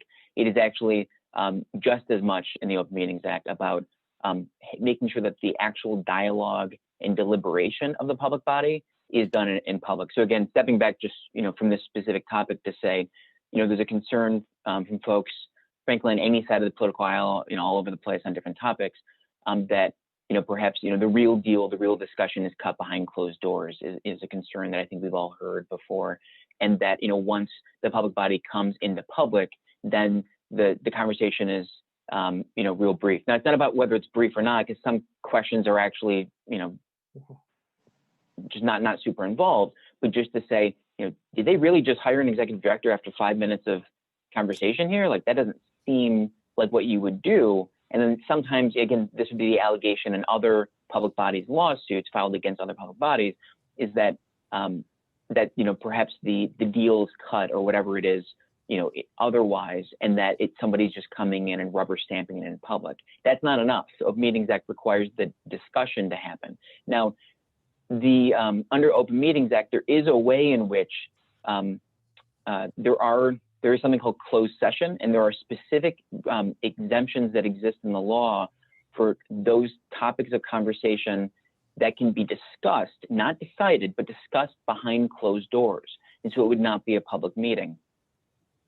That said, you know, as we've spoken about before as well, you all, though you are bound by the Open Meetings Act, you're also bound by distinct constitutional language that requires you know, certain parts of your business, or perhaps, you know, maybe most or all of your business, to be done in public, that goes above and beyond the Open Meetings Act, as we talked about last time. So for you all, that puts you in a different place potentially than every other public body, because you're, you know, both fit within the Open Meetings Act, but you also have this constitutional requirement as well. The other thing that I'll just flag for you is that even if, and you can certainly give this a closer review, though again, I note, you know, again, to you all and for the public, that I'm not actually your legal counsel, just a lawyer who works with, you know, in the government and has experience on these topics. But I would say, you know, you can certainly review that again and see whether the language in the Constitution obliges all of your meetings to be in public, or whether it simply provides, you know, requires that any discussion about redistricting be in public. And then the, you know, the additional question would be, and whether you're hiring of an executive director, you know, maybe the argument could be made that that doesn't fall under, you know, the redistricting conversation itself. But I think given some of the other things we heard from California and some of the things that are in your job description, it may be hard to have a conversation about somebody's experience and qualifications to be executive director without getting into conversations about redistricting. Maybe not, I don't know. But I will say that just a general note to beware, because the hiring of executive directors by public bodies and tripping up very much unintentionally, I'll say, is one of it can be dangerous for public bodies, even those that really want to follow the rules. Once they split off into a committee, it's not the committee, but once they split into a committee and whether they can go, you know, to discuss certain things and when they can and when they can't, you have to be very, very mindful of that, because there's a bit of a cottage industry, you know, for some folks who, you know, have filed lawsuits against public bodies who otherwise were taking a lot of precautions to make sure they were complying with the Open Meetings Act and nonetheless got those lawsuits. So that's not a reason to not necessarily do it. You know, again, there's several caveats to what I just said in terms of the constitutional language, looking at it, whether, you know, that applies to the executive director or not. But just say, even if you could do it, I encourage you just to be very careful and very cautious, because there is actually a cottage industry of a couple attorneys that I know of who have, you know, regularly sue public bodies exactly when they're in the process of hiring executive directors. Thank you, Mike. I saw Aaron with your hand up, and then Steve. Well, one consideration we might want to think about with what Mike just said, if at that point, would the applicant's names and et cetera have to be disclosed during an open public meeting, or how would that work? And should that also be rendered on the draft as well, that is an option for them to consider?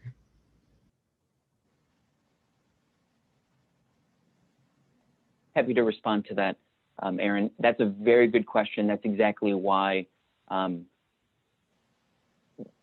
that's, I don't know, perhaps part of the tension that exists between the practical reality for public bodies who are trying to hire executive directors in particular, because again, a lot of other roles would have to be approved by the board, but the actual hiring would happen at, you know, frankly, by the executive director. You know, again, the board would approve that and say, like, I want you to hire a secretary, and they say, okay, you know, and they just hire the secretary, for example, or whatever the role is. But with the executive director, that's a position that I think in almost every instance would have to be hired by the board of a commission itself. And so there's a, I would describe it as being perhaps just the practical reality there, and perhaps a bit of a tension that exists in the law, that on the one hand, wanting to have, as they say, just daylight into the process and observations, and making sure that this is actually a fair and open process, and that everybody knows, who applied, and everybody can see that it wasn't a done deal, and it wasn't, something untoward, and it wasn't given to somebody who wasn't, who was a friend of so-and-so, or, somebody who wasn't qualified, right? I mean, we've all heard those very concerns, at least raised as allegations, by somebody against somebody else. So that's a big part of why the Open Meetings Act exists, is to provide daylight into the whole process, and so everybody can see that. On the other hand, from a very practical perspective, if, I'm sure everybody who's, all of us and other people are watching, we've all been in the position where we've changed jobs, or we've thought about changing jobs. And it's not the sort of thing you usually announce to the world that you applied for a different job. You usually wait until you get the job to announce that, for lots of very good basic reasons. And all that makes complete sense. There's nothing wrong with that at all. And so on the one hand, it's one thing to post this position. I'm sure that people of all political stripes and of no political stripes will be very interested in this role. It is really, a tremendous opportunity to serve their state and to serve the public, and to, all sorts of, different things. Perhaps, the same motivations that inspired all of you to apply, and frankly inspired Sally and I and Sarah to apply to the positions that we're in, because we knew we'd have an opportunity to work on and support this commission. And so that's all for the good. That said, it's one thing just to apply. It's another thing to kind of have that be, public. And so the way that the Open Meetings Act handles that is that, again, other commissions, let's say, like, generally speaking, public bodies are allowed to go into executive session to have certain types of deliberation, not decision making, but certain types of deliberation to review, certain parts of resumes or the application process. But then also ultimately kind of bringing out, or kind of, trying to see different things. One way or the other, one thing that's definitely true for every public body is that the actual interviews, so once it's been narrowed down, the actual interviews have to be done in a public meeting. So at that point, if you're applying for kind of that high level position, you just need to understand, actually with the government, with a public body, you need to understand that you're giving up a certain amount of privacy just in the application, and that usually it doesn't, kind of become public until, you're one of, 2 or 3 or maybe even 5 finalists. And then at that point, everybody, just an open meeting, the interview happens there, and frankly, a meeting just like this. But again, this commission's different, because again, you're taking your cues from the Constitution and just a general, you're doing this for the first time in our state. And so that's part of the practical reality there that I think you just have to balance out as well. It may very well be that this commission is a special enough thing, and I think this is, certainly the case, that there'll be people who will apply and, be happy and proud to put their name in the pool and do so publicly right up front. And I mean, folks of top caliber, again, across political, differences, and also, with no political affiliations as well. So that's, it's a great question to raise, Aaron, and I don't think there's a super clear answer for you at this point, but it's something you should, you're right to be mindful of.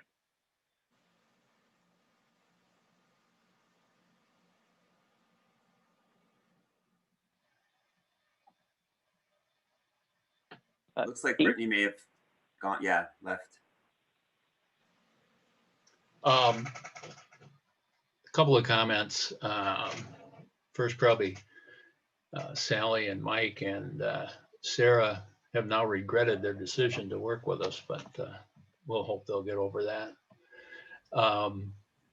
I think in having observed a number of hirings from the University of Michigan, Michigan State, and even up here in Traverse City School District, that people who are now applying for these high-level types of positions, and I'm not claiming that the executive director of this commission is that high level, but certainly in today's atmosphere, the expectation, I believe, of these people is if I'm going to apply for this, my name is going to get out somehow.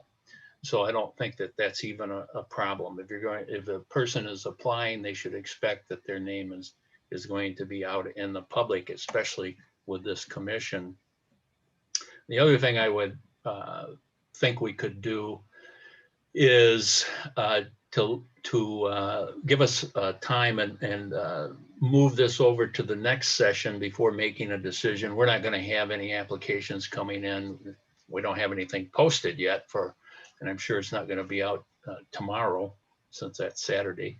But we can look through the Constitution, and I certainly am more than happy to do that and have some further discussion once we've kind of given some thought to the open meetings, the Constitution, and how we want to do it.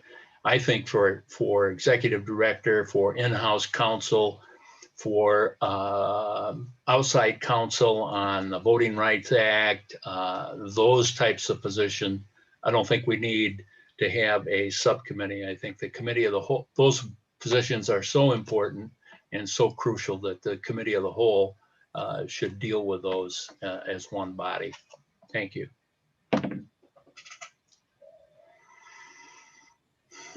Glenn, you have a Yeah, I agree with Steve.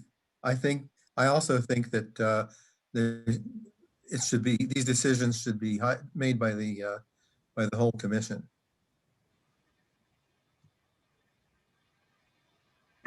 Doug? Yeah, I agree. The decision should be made by the whole commission, but the comment that Steve made about not having subcommittees for like legal counsel and our mapping experts, I think we should have subcommittees or committees dealing with that, and them bringing the recommendations back to all the commissioners for the final decision. Only because I think you get into a lot of time and a lot of detail, and I don't think you want to tie up 13 people's time to do the due diligence for all those postings that we're going to end up doing. And it's probably going to be 4 or 5 of them. So that's my opinion on it. So.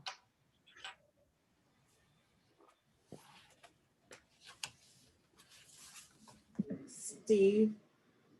I think I want to make a motion that we table this discussion until our next meeting to allow Mike, and I'll take it on myself to review the open meetings and the Constitution amendment that we're operating under and bring back an opinion as to what we feel we can do.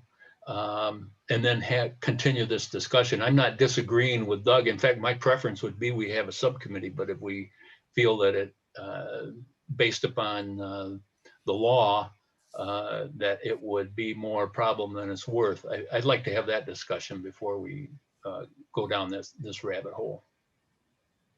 So I move that we table this and come back next week with a report on what we feel, what Mike and I feel would be more appropriate, or as the most appropriate, let's put it that way. Are you tabling the discussion on the how we deal with the Open Meeting Act, or are you tabling the discussion on establishing a subcommittee for the ED applicant? Both.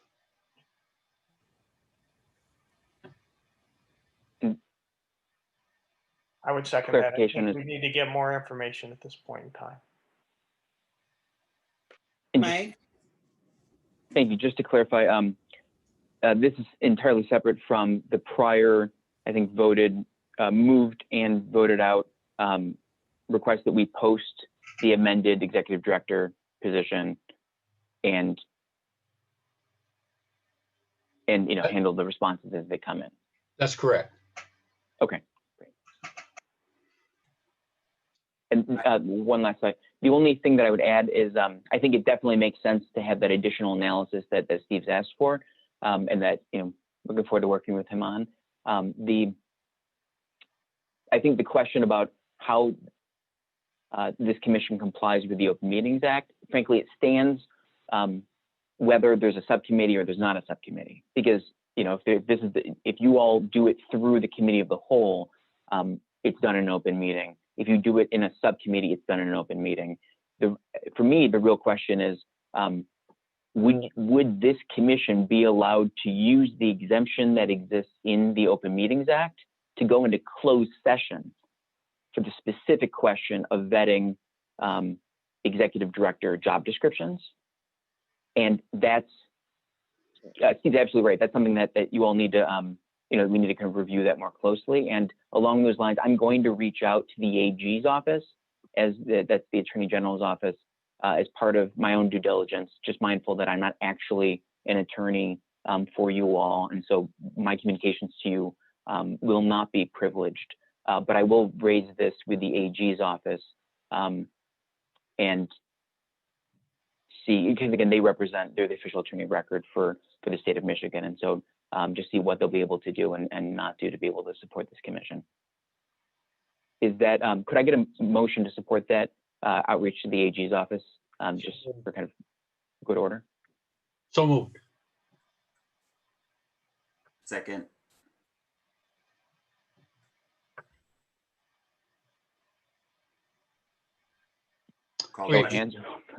We've got a motion that Mike will reach out to the AG. It's been seconded.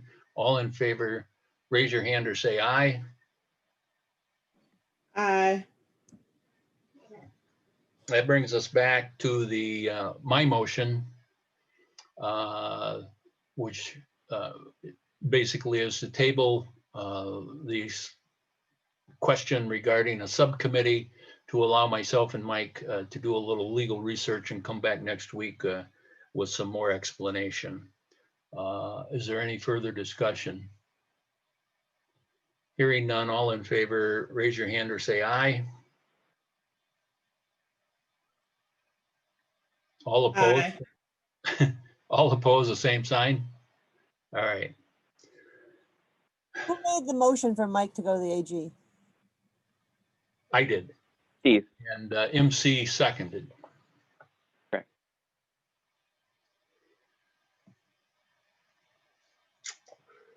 Okay, that brings us up, I believe, to thank you notes.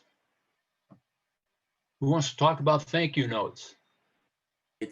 I think it could be relatively quick. I want to offer to do it, but I want to offer that the idea that we each, I was trying to imagine all these people who have given us insight and volunteering, some of them volunteering their time. And I was imagining sending a thank you note. And then I thought, oh, maybe like everyone's going to send a thank you note. And I thought this could be an opportunity for us as a commission to sort of thank the people who are helping us sort of get up to speed, and thank them on behalf of the commission. So I guess I was just thinking that it might be wise or could be helpful or courteous to just send a thank you note on behalf of the commission rather than as individuals. And it seemed like it doesn't have to be discussion. If y'all are okay with it, I'd be happy. Yeah, that was the thought. I think that's a wonderful idea. It can build community and connections and rapport. Doug, I saw a hand. Yep. Yeah, I think it helps. I want to make a comment. I think it helps build a relationship with these people because we may have to depend on them for answers and some guidance in the future. So I think it's a good approach. Would you all mind if I volunteered to do that, or are there other people who would like to do that? And are there any suggestions on electronic thank you notes, sort of like with an e-card where we can all sign it, or mail card? Any strong feelings on how it gets done? And I think maybe a letter, if we could get letterhead somehow and sign it that way would be great, because I'm sure it'll be a template for further folks that we continue to meet, interact with. I think that would be a good tag and staple of the commission. Rhonda, go for it. Just a silly question maybe, but do any of these thank you notes have to be part of public record too? I mean, are you going to have to do copies of everyone since it's supposed to be a completely open? I gotta ask. Well, my answer is yes. It would have, that it's part of the public record. I don't think there's any question about that. I don't think there's any problem with it, quite frankly. And if MC wants to do that, I think we should all approve that. I agree, Steve. I think that's a perfect person for it. So anybody that objects, say, I want to do it. Takes care of that, MC. So I will create a draft letterhead or ask, I'm not thinking it has to be too formal, but I'll make something, I'll share it with y'all, or I'll share it with the Secretary of State staff who can share it out with y'all, and I'll try to get this done before we meet again. So we have something to send out, and I'll ask the Secretary of State to actually help me reach those people. I got a question for you, MC. When you send out the thank you note, are you going to send them a loaf of bread? I have been thinking. Send us bread first. I do remember that Dustin asked for a starter, and I'm still trying to figure out how I'm going to get him that starter. Haven't decided yet. Okay. Sally, did you? Sorry. I saw Sally pop on the screen. I didn't know if her or Mike had something to add, maybe quickly to the thank you note conversation. Sorry, Steve. I was just going to confirm for MC that that we can absolutely help him distribute that to the group, and of course with the contact information for the people who spoke to all of you. You're talking about the bread, right?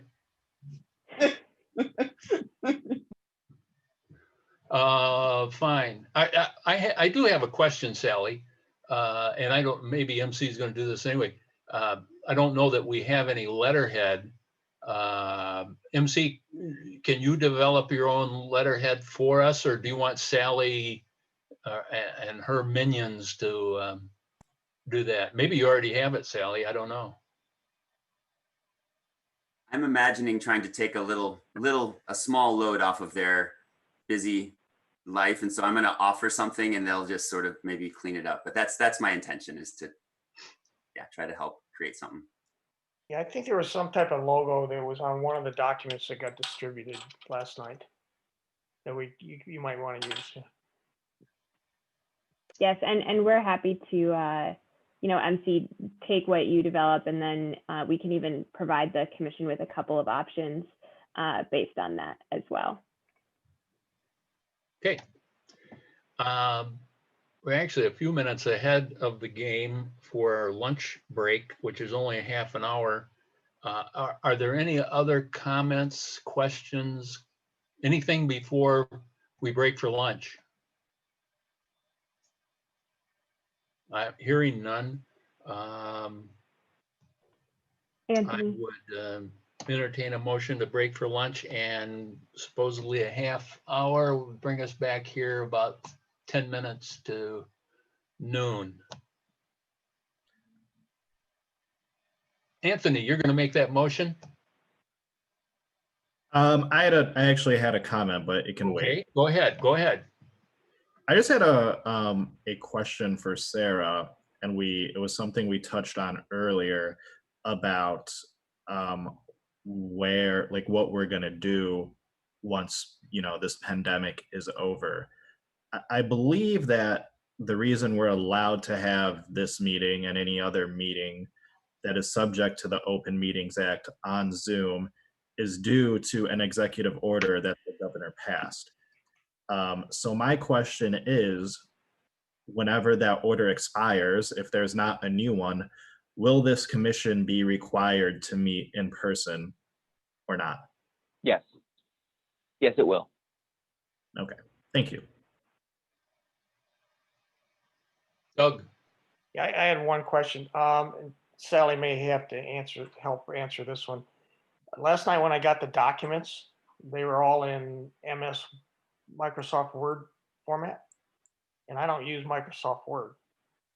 So sometimes if they came across as PDFs, that'd be fine.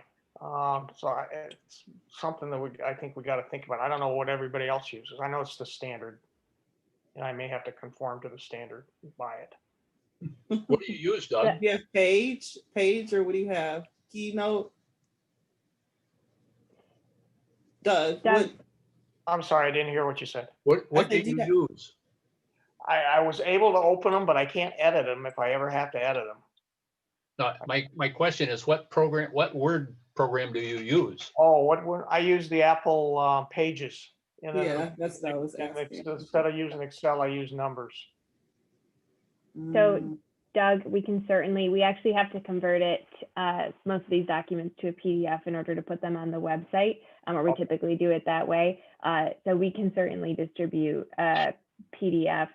But, part of, I think, your question is maybe something to remember when you all start to think about, do you want to purchase additional technology, like when you start to use your email and things like that. Yeah.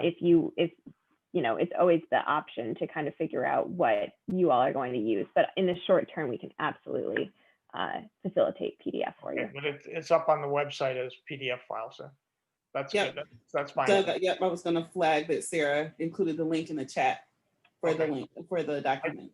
I can deal with that. If I have to, I'll buy MS Word. Okay, sounds good. And I feel your pain, Doug, because as a lawyer, all the lawyers back in the day started out with Word Perfect, Yeah. and then it slowly switched over to MS Word, and I finally had to go that way. Yeah. Well, Word Perfect was the standard at that time Yeah, for the legal community. Yep. It's just what you get used to. Yeah. I remember Word absolutely. Perfect, even though I'm a youngster. I mean, that also raises the point that it might be good for privacy and other reasons to have work computers. I know we're not there yet, but just in keeping things separate. But I know that we were preparing for a break. So Steve, take it away. Oh no, we got a little bit of time, but we're going to extend it to noon. Anything else? Anybody? I always figured Doug as a Lotus 1, 2, 3 man.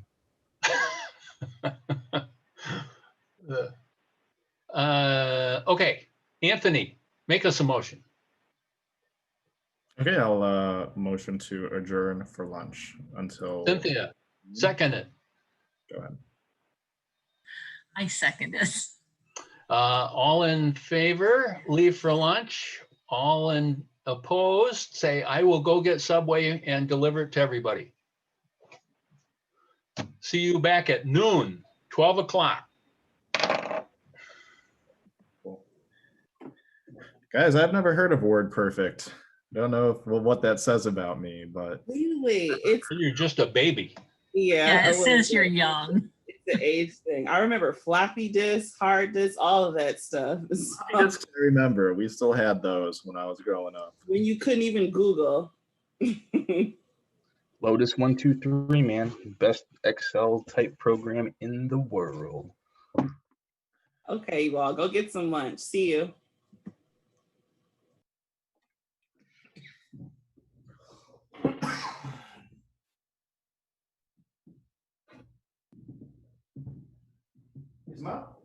Anthony, mute yourself.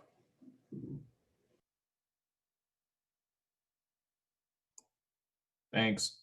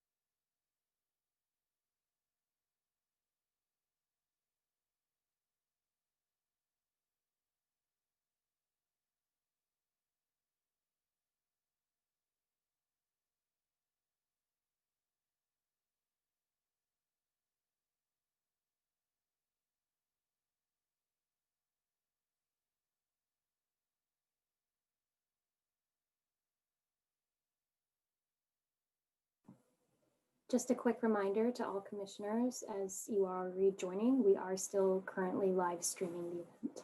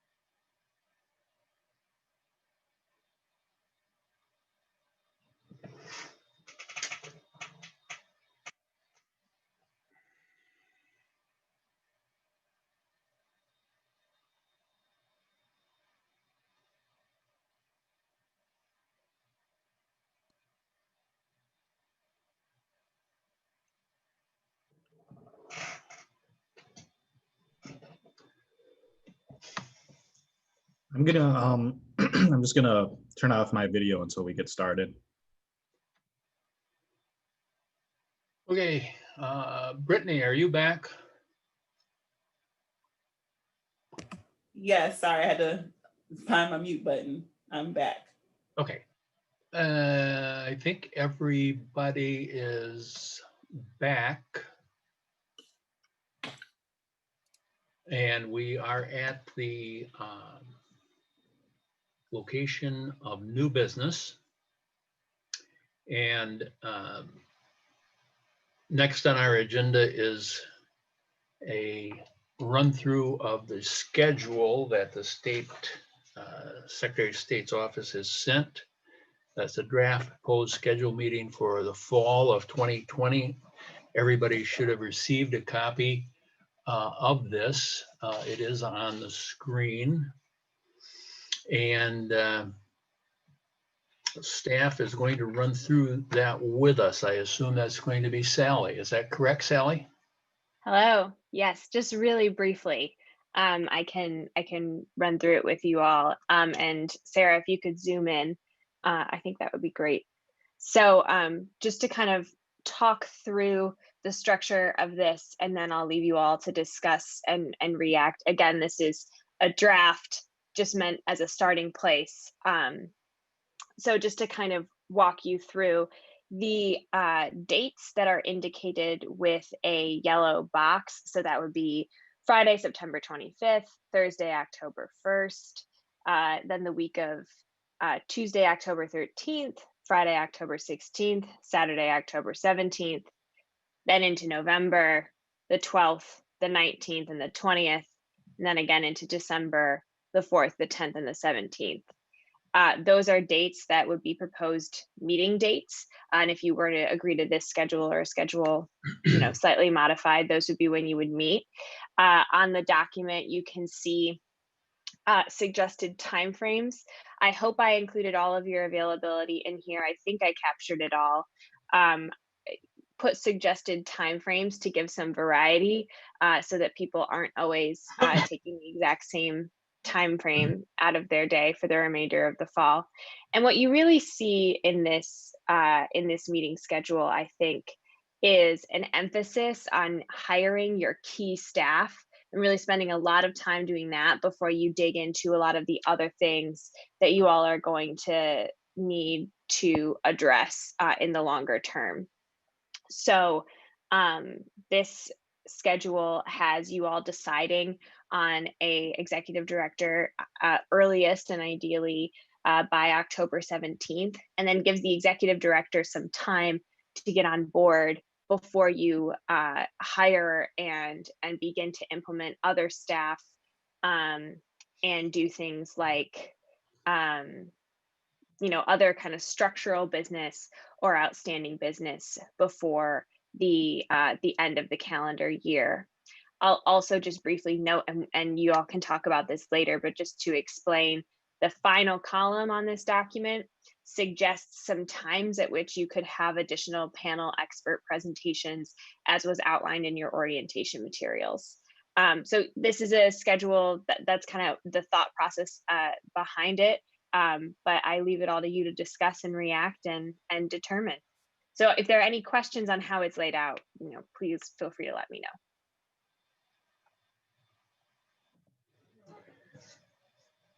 Any questions for Sally? Rhonda. I'm assuming these dates too, we're still basing it off from Zoom meetings. So it could be subject to change then, I'm assuming, if the executive order is lifted and we have to meet in person. Yes, Rhonda, great point. I did not clarify that these are based on the assumption that the dates would be, that the meetings would all be remote through the end of the year. Of course, like you said, that could change.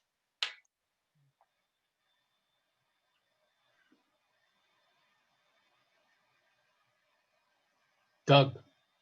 Yeah, I have a comment. I see some big gaps in time here, like from October 1 till the 13th, we don't meet. From October 17th to November 12th, we don't meet. November, we get Thanksgiving. So I see those two big gaps in time. I would almost think we should have some meetings in there or scheduled time in there in case we need to do some additional work. I think we just don't know what's in front of us.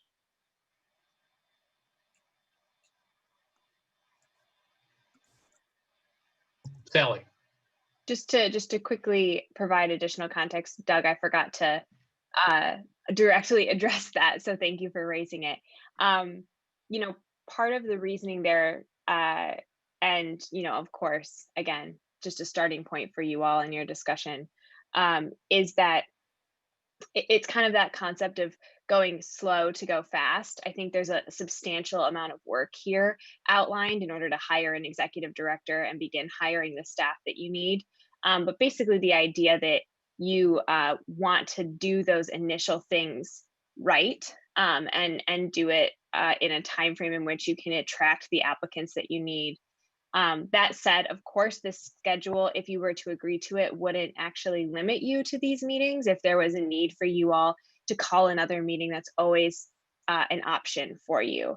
So again, you know, and I see Mike's hopping on, so I'll let him take it away, but just wanted to mention that you wouldn't necessarily be limited by these dates. Hey, the one thing I was going to flag in terms of one limit to it, and Sally's absolutely right, you wouldn't be entirely limited by these dates. As noted last week, the Michigan Department of State, and frankly, specifically the people who are staffing you, including myself and Sally and Sarah, are all also actively involved in the preparation for an administration of the upcoming November presidential election. And so, you know, that doesn't address all of the timing, but that is a very practical timing consideration.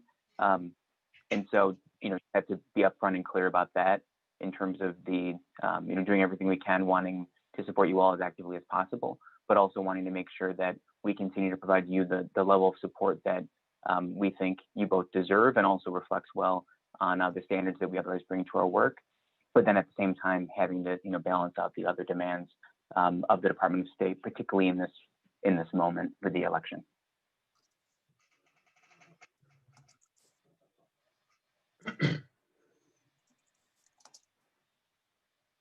I'm assuming, Sally or Mike, that if something were to arise between these set dates, that we could, with proper notice, schedule another meeting. Absolutely. Of course, that would be somewhat contingent upon what the meeting would be about and what your availability, your staffing availability would be, correct? Correct. But absolutely, any dates that you decide on today are not the ceiling. They're sort of what you for sure, you know, it would be kind of setting out your meetings that you're planning on. And then if you were to need an additional meeting, you could, of course, you know, schedule that, like you said, with the proper notice, Steve. And likewise, if we set this meeting and set this schedule and publish it, we also can adjourn those dates pursuant to the Open Meetings Act, as has been previously discussed, with proper rescheduling notices. Correct.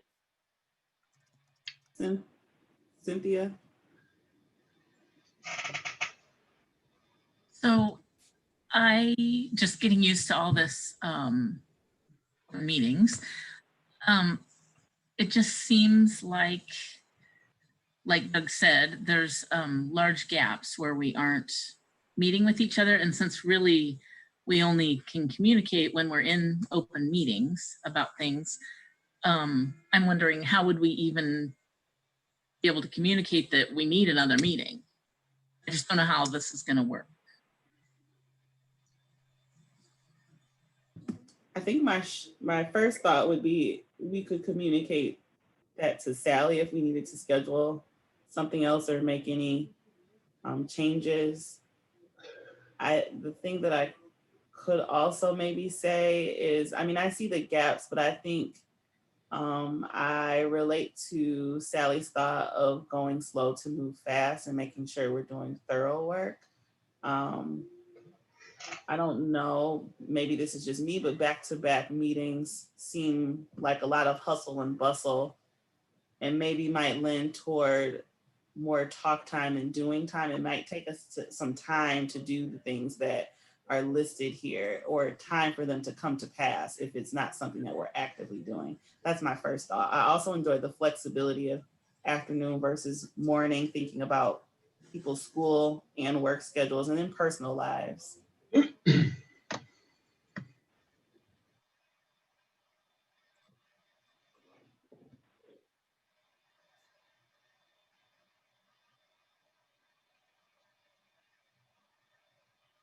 have a thought on the gaps that might allow us to respect the needs for the staff to engage in their other duties besides us. That I don't know if it's appropriate now, but what I'm thinking about is our continued training and how we might fill in some of those gaps and do webinars and some of the other things that may require less staff, maybe require them to help us set it up and reach out, but we might be able to train ourselves. And I keep thinking that maybe we can,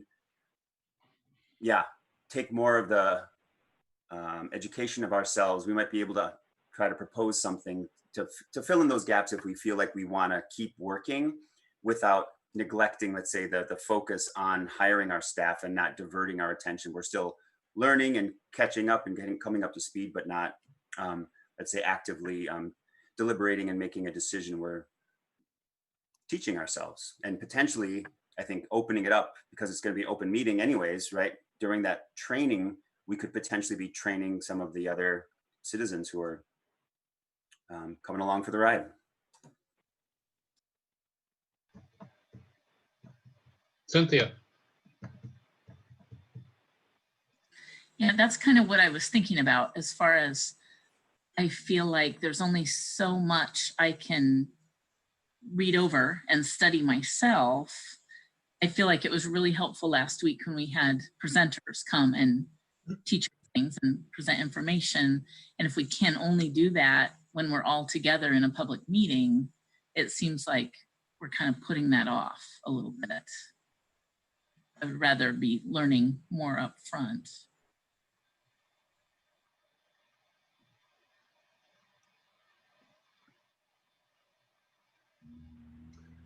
Mike, excuse me, Mike or Sally, your thoughts on this train of thought here? This is Mike. I wanted to respond to a specific question.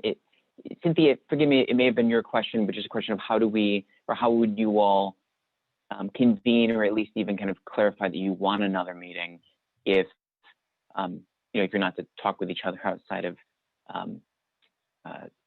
outside of a public meeting. I think Brittany's response certainly works, that you can let, you can contact Sarah or Sally, or myself, and let us know that you'd like to, look at another meeting and, see about availability of at least a quorum, for, in the absence of, bylaws or just other things, just to be able to ask that question. We could certainly, put that out to folks. I think, mindful as well, thinking about the language that's in the Constitution. We've, talked about, and you recall, hopefully, the slide from last week, and it's in your information in your packet that talks. What does it say? It says that commissioners are not to talk about redistricting, and I don't have it in front of me. I'm not quoting it, but redistricting and the work of the commission outside of a public meeting, or outside of the commission's public meeting, with two exceptions. One of the exceptions was in writing, and the other exception was at someone else's noticed public meeting. So I'm not sure that the second exception applies, but the first exception actually potentially may, and that to the degree that you all, as part of your own education, wanted to be sending, and I offer this realizing perhaps some of the limitation of what I'm about to say, but just trying to work within the language as I see it in the Constitution.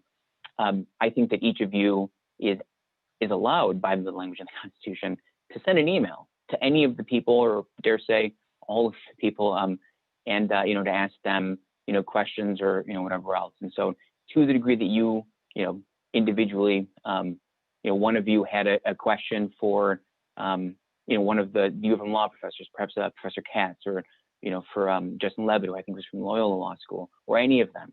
We I believe provided their contact information. We'd be happy to do that again. And if you wanted to send them an email and say, hey, I really appreciated that thing you mentioned. You talked about such and such. Obviously, you were just scratching the surface. Could you?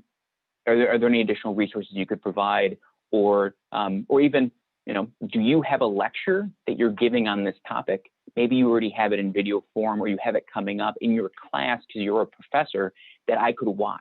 Now, you can't discuss that because the Constitution says you can't discuss redistricting, but you could watch a lecture that, if a professor allowed you as an individual to stream into their classroom, that's something that I think absolutely is part of your own education. And it is not, as I read it, it's certainly nothing to do with open meetings act. You're not acting, you're not making any decisions. You're not deliberating with the other, any one of you plus 12, right? Are the people who are the subject of the deliberation or decision making. The Constitution talks about any discussion on the topic, but if you're just sitting and watching, a great law professor or whoever give some lecture, or they refer you to some other speech they gave on the topic, some other state, frankly. I mean, these things are questions of federal law. And so it seems like there are actually a number of things there. And, if we hadn't put, that final point on it, you're allowed to do that in writing. And I would certainly encourage you to do that, because I think the people who drafted this wanted you to be able to reach out, wanted the public to be able to reach out to you even, but they were so distrustful of politicians, frankly, and I'm not saying anything that isn't already new, that they wanted to have all those things in writing. So that's what that's about, I think, more than anything else. It's not to try to stifle your education or your responsiveness to the public. It's about trying to make sure that there's some kind of record of it, because voters, not politicians, they're very mindful of, abuses, sometimes real, sometimes perceived by those, who are in power and, don't have that kind of accountability. Again, those aren't my thoughts to it. I'm just, referring back to, the things that I saw in the people who, moved forward, this particular proposal in Prop 2 of 2018. So I hope that answers, the question. Some of that just, I guess, the mix of the topic about what you might be doing in the interim, and then the specific question of, if you want to have another meeting, by all means, we can certainly schedule additional meetings, and, think some of those things through as well. And I will say that, if it is paramount for this commission, the Department of State will certainly look and see, any staff we can, find to be able to get up to speed and appropriately staff you for any meeting. That said, it's a bit of all hands on deck for us with something like a presidential election. This is, that's certainly one of the biggest things that our office does, as you can well imagine, in any 4-year period of time.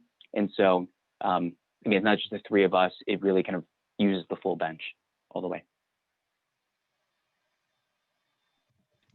And if I could just quickly add on to everything that Mike just said there, to your point, Cynthia, about additional education and really wanting to wrap your hands around everything that you all are going to need to do, sort of two things on that point. One is that, as we mentioned in the orientation materials, there are kind of additional subject areas and groups of experts that we would be happy to reach out to, and this is the next item on the agenda for you all to discuss in relationship to these to your future meetings, but happy to reach out to them and schedule people to come and present to all of you. In addition to that, I know that the people, as they mentioned when they spoke to you last week, many of the experts who you heard from last week would be happy to provide you additional information in writing. And so, but in my, as I was thinking about how you all would approach basically the remaining 12 weeks of this calendar year, in a way, the educational aspect, which is so important, is somewhat distinct from the administrative aspect that you all, will need to do, and you've already identified, right? Hiring that executive director, and then, getting that person on board so they can help you do the other things that you need to do administratively. So I don't think they're in conflict, but I just want to point out that the way that I was thinking about it as I drafted this, again, not at all controlling of what you do, but the way that I was thinking of it in drafting this was that there's sort of two tracks, and you can do them at the same time. But you can also do them in such a way that you're sort of spacing out both parts. You don't have to be drinking from a fire hose at every moment.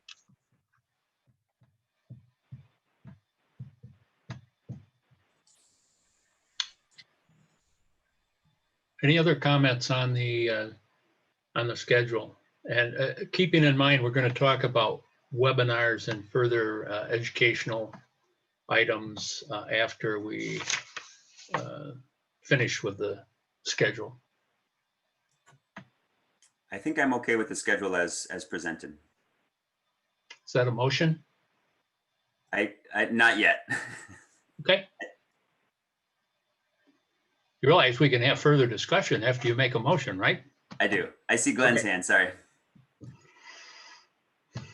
Hi, I thought I heard somebody say after the governor's order was lifted, we were not allowed to do Zoom meetings. And did I hear that right? Well, I think what you heard, and Mike can jump in anytime, is that once the order is lifted, then we are supposed to have in-person meetings, and certainly with the public comment meetings. In other words, the 10 meetings that were going out around the state would be in person at those places, wherever we decide those to be. And we're not limited to 10 for sure. I guess I don't know that. I'll ask Mike to respond, is whether or not should we choose to have additional Zoom meetings once the order is lifted, if that would be permissible. Seems rather odd in today's market that we wouldn't be able to have a Zoom meeting in addition to a in-person meeting. Mike. Oh, just turning off mute. So thank you for the question. Glenn, you did hear, I think, what you said back was, in fact, what I think I said to Anthony earlier when he asked the question, our ability to conduct this meeting over Zoom is being done pursuant to the governor's executive order. Specifically, for those of you who keeping score at home, it's Executive Order 2020-154. And that, I didn't find a expiration date on them. At different times they've been amended or reissued. And so in any event, if and when someday at some point there won't be a state of emergency. And so if and when this specific executive order that allows for the temporary suspension of strict compliance of Section 3 of the Open Meetings Act specifically is what it does, which requires a meeting to be held in person. And so there are other things that would allow or frankly control individual public bodies to sometimes supplement and allow commissioners or other folks sometimes to participate at a distance, subject to other requirements in law. But the Open Meetings Act requires there to be a meeting in person that the public can attend, and that is what this will revert back to. I'll say that I'm aware of legal arguments and questions raised from attorneys who practice in this area as to whether the Open Meetings Act would allow this without the executive order. But I'll tell you that I think dare say the majority opinion there among lawyers who practice in this area is that this executive order was necessary, which is why she issued it and has reissued it, over the last 5-6 months, because otherwise some public bodies were very concerned about violations of the Open Meetings Act unless they were in person, and they couldn't get quorum because folks were concerned about coming out because of COVID-19 and all of that. So that's why the executive order exists, because there's at best an argument that you don't need it, but otherwise lots of arguments that you would need to have a meeting in person. And so there's, again, this doesn't have an expiration. We don't know when that will expire or otherwise be rescinded by the governor. Forgive me, Steve, I note Erin's raising her hand. I don't know if that's in response to what I'm saying now. I just have one question. If when that executive order potentially is lifted, it does not limit the public into not having Zoom meetings on those open meetings, does it, Mike? So that we could afford them another avenue to be present besides being physically present? I appreciate that. That's a great question. So the lifting of the executive order. So what the executive order does is it allows the public body to meet virtually, whereas the default is the public body meets in person. And there's not a requirement in the Open Meetings Act. And again, the Open Meetings Act, the way I would think of it as a floor, not a ceiling. It's saying these are basic things you have to do, not this is all you have to do, you're not allowed to do more. So you can always do more to support and facilitate, encourage the public to participate. That's right there clearly in the law as well. So most public bodies, I don't know most, I don't know the numbers, but many public bodies do not videotape their proceedings. Many public bodies do not in live, you can't watch the proceedings live while it's going on. For my city council, you can. For maybe some of yours or your township board, you can do those sorts of things. For some of them, you can't. And that's fine because it's not required by the Open Meetings Act. For this topic, and again, great question, Erin, I refer you back to the Constitution, which once again is going above and beyond the requirements of the Open Meetings Act to say, and help me out, Sally, if you've got the section at hand. I do. It is section 10 of Article 4, section 6. And go for it, Mike. I think it's the last two sentences there. Thank you, Sally. Says that the commission shall conduct its hearings in a manner that invites wide public participation throughout the state. The commission shall use technology to provide contemporaneous public observation and meaningful public participation in the redistricting process during all meetings and hearings.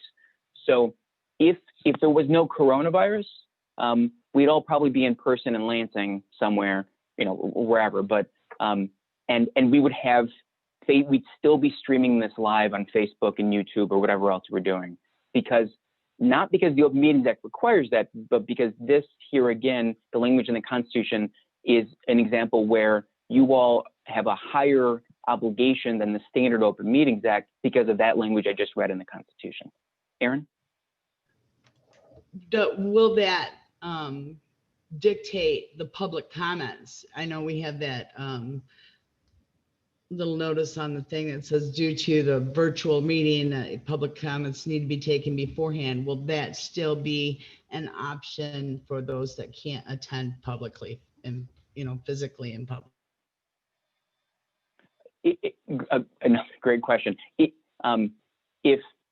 and when, again, the real question is if this happens during the next year when this commission is mainly active, right? And of course, everybody in the world world hoping that it does. But if there's a return to normal and we can meet each other in person and whatever, then the way public comment would change would be to add the ability of any person to walk into your meeting and to just raise their hand and stand up at public comment and to address this commission. So, the ability to submit written public comment will still stand. The ability for somebody virtually, so to speak, to, speak, to address this commission in the way that they have thus far, that will also continue per the language I read in the Constitution. But there will be another option, which is frankly like the more basic kind of traditional option, which somebody can drive in person and you can, see them at the other side of the table and they can stand up and speak to you for a couple minutes.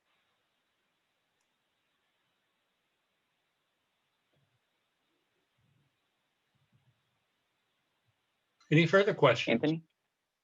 It's not really a question, but it kind of harps back onto what Glenn was saying.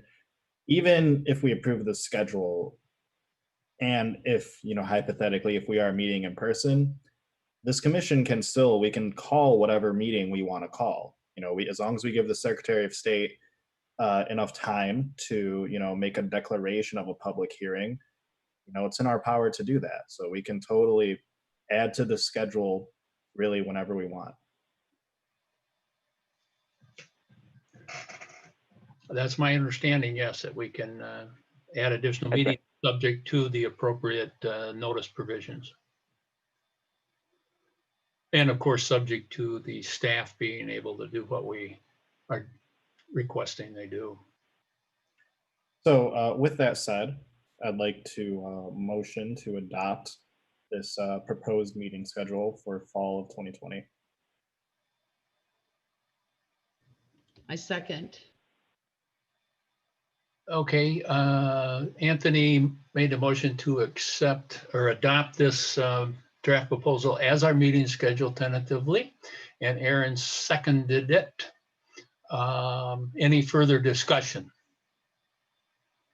Hearing none, all in favor, say aye or raise your hand.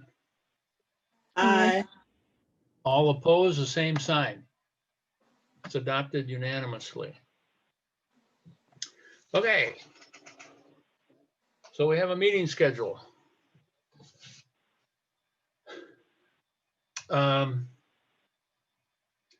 Next,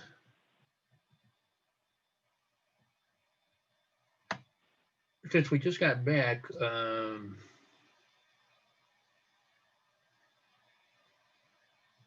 think I want to talk about the webinars.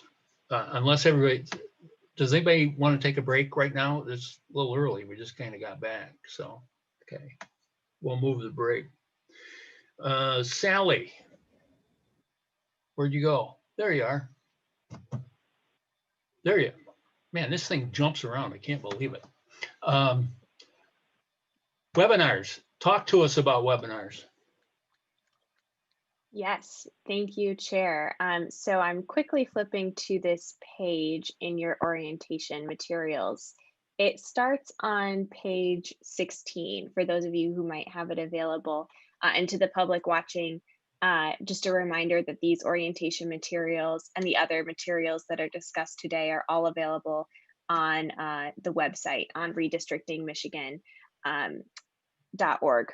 So what you see listed starting on page 16 of the orientation materials are some additional areas of potential education and conversation that you all might want to have with other experts. And so just to kind of walk through what they are, Michigan demographics and the census, there are people in the state of Michigan who are experts on both Michigan demographics, census changes over time, namely, of course, the demographer for the state of Michigan, but others listed there as well. More conversation about public hearings, outreach, taking testimony, communities of interest, more opportunity to talk about those options, talk about what other commissions have done or what you all might do. Again, the Voting Rights Act and racial gerrymandering, there is a lot to unpack there. You got a brief kind of introduction to it last week, but there are more experts, more people that you all could inquire to hear from. Mapping software, options for the commission, for the software that you all would utilize, and then public facing mapping tools, which sometimes are the same thing, and sometimes there are additional things as well. And there are people who, again, are experts in that department. There's actually an enhanced redistricting data access program within the state of Michigan that has existed for several years. and is responsible. It's a bipartisan group of representatives who are responsible for updating census and electoral data. So you could certainly and probably hear from them. And then the last one that's mentioned here, and this is not at all an exhaustive list, it's more, again, a starting point, is redistricting's relationship with math and data. There is more to unpack there. And so there are, again, people who spend a lot of time thinking about those connections and that relationship and could talk to you all about the decisions that you're going to have to make. So again, this is another example of a starting place, something for you all to consider. But these are the kinds of things, if you wanted us to ask these experts or other experts to come in front of you and talk about these issues, we are happy to help facilitate that. Just need you all to actually want us to do that. Great. Thank you, Sally. So there were several items on our schedule that had highlighted just as a place to do webinars. So we'll open the floor up for any discussion. And Brittany, would you help lead us, please? Absolutely. I don't want to be the one to share the first thought, so I invite us all to kind of have some thoughts about what Sally just shared and the materials that are listed in our manual. Dustin, you can, Doug, come on, Doug. My opinion on it is the more education we get on this subject, on these subjects, the better off we're going to be. Absolutely. So I agree. I would seriously recommend that we go through these, every one that's available to us that Sally has just talked about. I totally agree, Doug. Yeah. MC? And I really like the idea that we've got a process. This is like, because we're the first commission and because we have so many Michiganders who are also sort of trying to figure out what their role in this public process is, it feels like we have a real opportunity.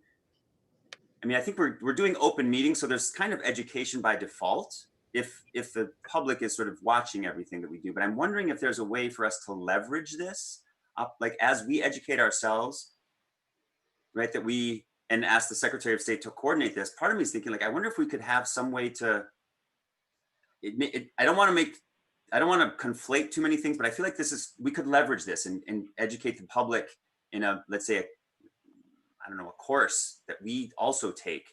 And so there's a part of me I'm not sure exactly what I'm asking, but I know that it feels like a good opportunity. MC, I think what I hear you saying is that you want to be able to translate what we're learning in a way that gives the public more awareness and information. So maybe creating conversations and facilitating or holding space for. Okay. We might have some thoughts, let's say, after we finish the first one about whatever we decide to do as a group, right?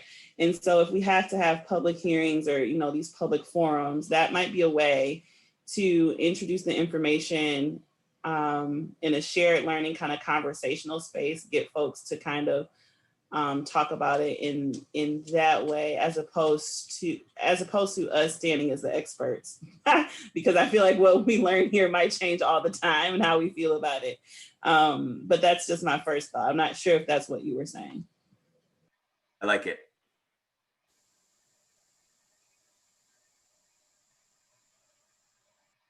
And I feel like we have public universities in the state of Michigan that might have coursework like this, right? So it could be uniquely Michigan rather than, something that's, because we've learned from other states. But I'm just curious about some of there was some public comment that we got from UP, and there were people that essentially, right, let's make sure that we include everyone if we can, and specifically like make it Michigan, make it ours. So I like the idea of the public universities in Michigan, the state of Michigan, potentially, I think that the public comment was from an indigenous tribe member, or excuse me, I don't know if it's from a tribe member, but I know that it was recognized. And Aaron, I see you shaking your head, you're nodding your head. It was a young person, right? 16-year-old. Yeah. So it feels like it could be, we might have expertise in our public universities to help us set up something in addition to what the Secretary of State is even offering here. So Check. I agree, but I mean, I don't think we need to go out and find courses that we can then present to people. I mean, we can find things to present to us and make our job easier and better, but like going out and saying, hey, look at this course that we found, let's bring them on so that we can educate the masses of Michigan. I don't think that is something that would be the best use of our time. No, I don't think so. I don't think that's what I was, that wasn't what I was saying. Cynthia? Well, I think just doing it the way we have to do it and that we have done it, the public will be able to join as we're learning. They'll be able to learn along with us. So I think that.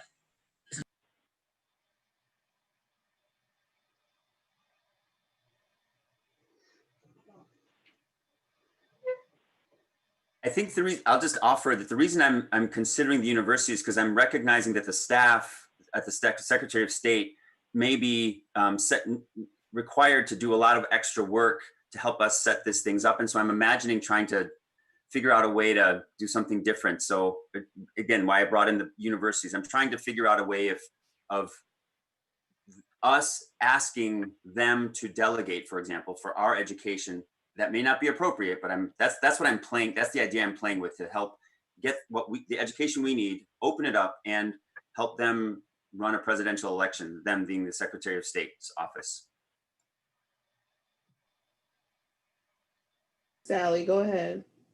I can just quickly, I appreciate that thought, MC. And you all might have noticed that your orientation materials on the front page, it indicates that the University of Michigan and Michigan State University played a really active role in helping assemble the information to provide to all of you and providing that expertise.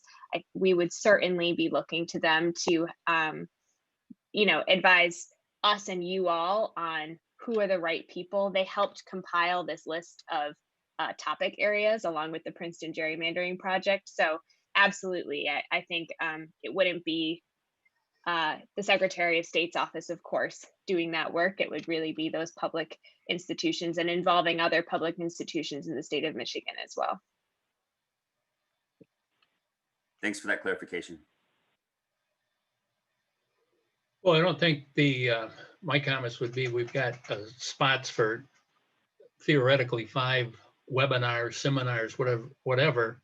I would encourage us, I guess, to think about setting a schedule of the ones that we would be most interested in hearing to start with. And just my own personal opinion would be the demographics and the census, since number one, the census is in the news, obviously.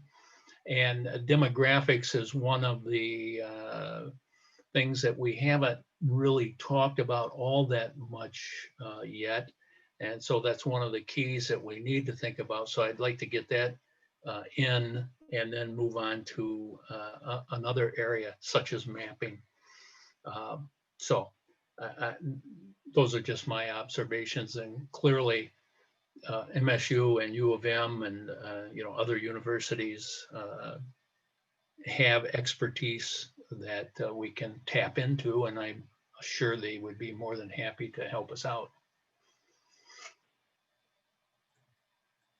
I'd like to offer that there are public universities up in the UP that we might want to just try to mention or try to keep in mind as we go forward. Northern Michigan in particular.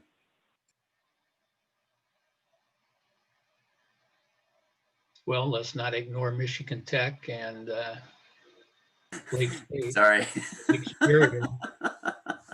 You got to be careful now. Your optics look pretty bad. I appreciate that. Thank you very much. It's true. I just don't know my way around up there very well. Then we got to go to Wayne State and Mercy and UAD, and so. Okay. Anybody else? I'll just say I agree with, oh, sorry, Cynthia, you had your hand up. Probably go ahead. Sure. I was just going to say, I think that's a great place to start. And I learned a lot the way that the the other panels were set up where we had several different people, but we're all talking kind of the same basic topic.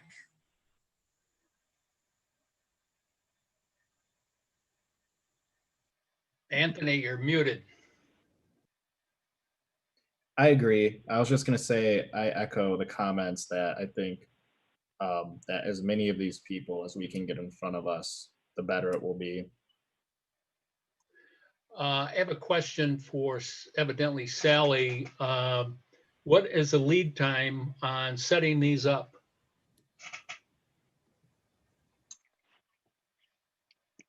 I think certainly at least a week. If not, I think what I proposed on your schedule is that they begin in mid-October, these additional sessions, just so that we can kind of assemble people and make sure they're all available for the time that you all are meeting. So if we're going to set 5, it would behoove us today to kind of pick out what the schedule is going to be, so that would give you plenty of time to line these people up. Question mark. Absolutely. And another option would be too, if you chose the one you want to hear from first, and then I could see what availability is from experts on the following dates that you all have available, right? So I can, Sarah and I can work to schedule them with people when the experts are available. That's another option. It sounds like a good option too.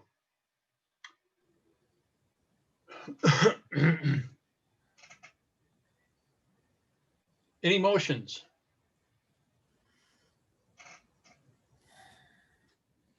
Anybody? I motion that I'm not sure exactly how to say what we need to motion, but that we move forward with the Michigan Demographics and Census panel, and with those listed in our materials, and ask the Secretary of State's office to set that up at the earliest convenience. Motion by Cynthia, is there a second? Can I make a small amendment? It's not gonna severely change the motion, but I would like to also propose that we essentially go in the order as presented. I'm not list as presented, and make that the order, because just kind of glancing at it, it seems to me, and this could be like minutia, but that would be a good flow of understanding the material, the way that it's written in on 16 and 17 of our materials. Could you state those for us, please? Just the order you're talking about? I understand. Oh, I'm sorry. So first being the Michigan demographics and the census, like you said, Steve. And then second, public hearings, outreach, taking testimony, and communities of interest. And then voting rights, act requirement, and racial gerrymandering, followed by map software options and public-facing mapping tools. And then finally, explaining redistricting's relationship with math and data, or data, however you prefer to say that. Okay. One thing I would suggest, and it's, you could make your motion, but Sally has indicated that she would like some flexibility in case she couldn't get everybody in the exact order. Would that be acceptable in your motion? Yes. Okay. So there's 2 motions going on here. Let's take the first one. Cynthia's moved that we have demographics and census as our first webinar. I did not hear a second yet. Second by MC. Any further discussion? All in favor, raise your hand or say aye. All opposed, same sign. That passes. The second motion in front of us is to take the topics in the order presented with some flexibility by the Secretary of State staff in case we need to make a change to accommodate the presenters. That's a motion by Brittany. Is there a second to that motion? Second by Dustin. Any discussion on that motion? Hearing none, all in favor of that motion, raise your hand or say aye. Aye. Any opposed, same sign. That passes unanimously. So where we're at is we have demographics and census coming up on Saturday, October 17th, hopefully. And then the remainder 4 topics in November and December. Excuse me. Subject to any necessary changes by the presenters being available. Okay.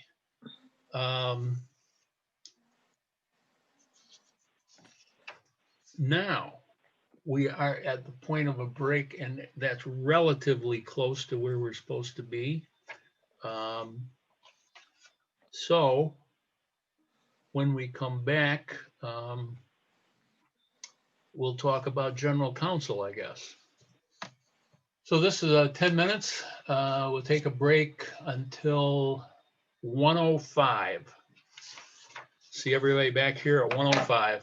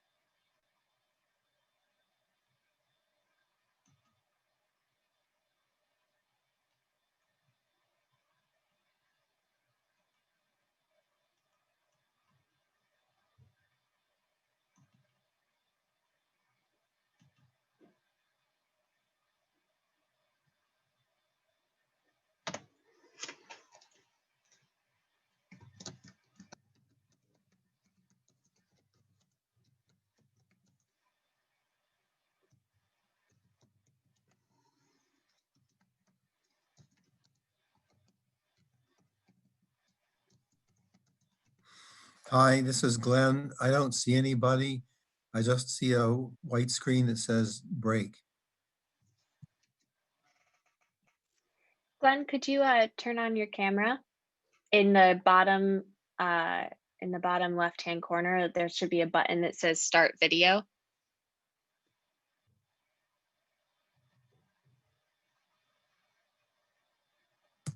When I hit that, it says you cannot start your video because the host has stopped it.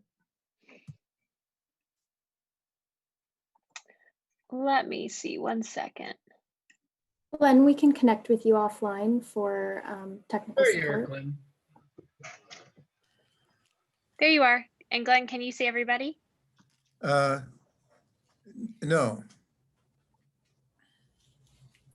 Okay, Sarah will give you a call. Okay. All right, it looks like everybody's back and Glenn will be, at least you can hear us. Okay. Yes, I can hear you. Okay.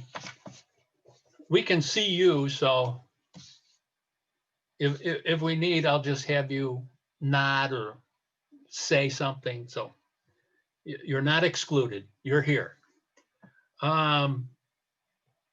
We are up to a discussion of general counsel, which would be a significant hire should we choose to do so.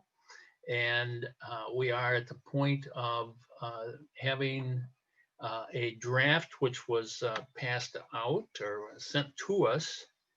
And I would note that on the not the one from California, but on the plain paper that from the Secretary of State staff, down under general position, that first paragraph, it says Voting Rights Act of 1965. It has a AN after it, just cross that off, a typo. And it says in the next paragraph, right at the end of the second sentence, says the direct report of the commission and the executive director. I would think would mean that at the direction of the commission and the executive director, the general counsel will serve as primary legal counsel. So I would cross out at the direct report and make it at the direction of. Makes more sense unless somebody has something easier than that. I would note on the second page under knowledge, skills, and abilities, it says active membership in the State Bar of Michigan. If we're going outside of Michigan, should we find someone that applies? I think we should put active membership is required in the State Bar of Michigan. And depending on where they come from, that might not be hard and it might be real hard to get that. So I would note, quite frankly, that probably for in-house counsel, it isn't required. But maybe Mike's got a different take on that than I do, wherever he is.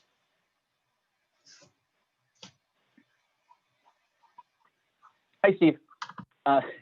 So I'd say the way that I've seen this played out is usually if it's actually going to be an in-house counsel, that it would be someone, just requiring that they be an active member of the State Bar and in good standing with the State Bar.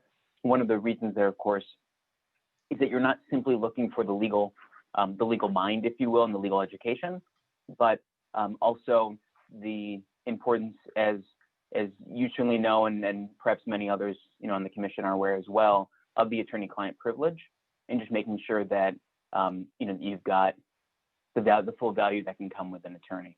So that's what I've always seen, and the way that in any job posting here in my current role or in prior roles, where we are in fact hiring an attorney, and where we find it necessary that the person actually be an attorney, to say that they're either an active and good standing in the State Bar of Michigan, or that they will become one within, a short period of time, or kind of some sort of flexibility there. So that if somebody were to move here from another state, the offer would be contingent on them being able to, become an active member. And Steve, as you're aware, and again, others may not be, and we don't have to go into all the detail here, but there are different, sometimes if someone's been practicing long enough in a different state, they're able to waive in, and all sorts of different rules about that. So I don't think you need to offer that minutia in this job description, but I do appreciate those points that you raised. I had a question regarding this. Was there ever any discussion about having someone from the AG's office assigned into this position? Wouldn't that be a conflict of interest? Mike?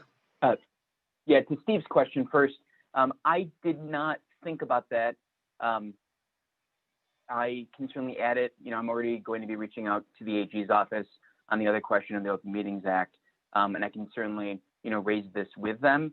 I think Dustin, if I, recognize the voice correctly, had just raised a question whether there would be a conflict of interest. I'm not sure from my vantage point that it would be a conflict of interest.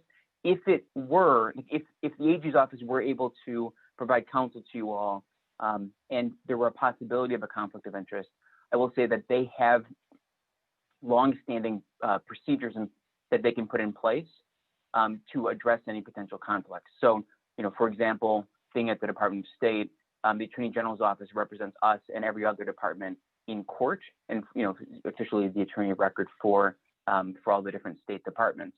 And so, there could be situations where there could actually be a split between different governmental agencies, and the AG would be obligated to make sure that everybody got appropriate legal counsel.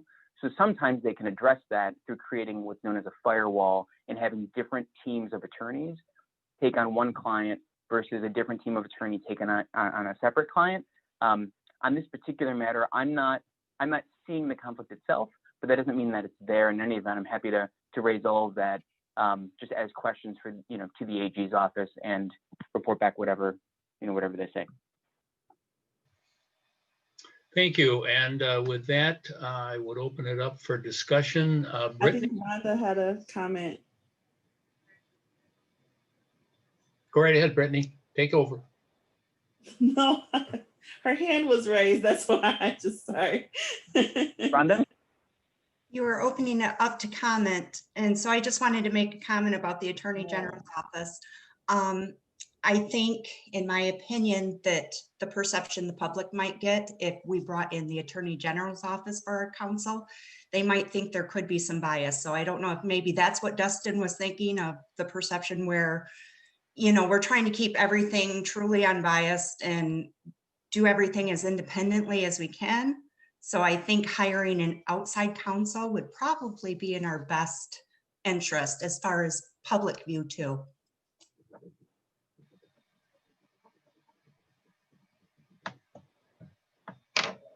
Doug has had his hand up for a minute.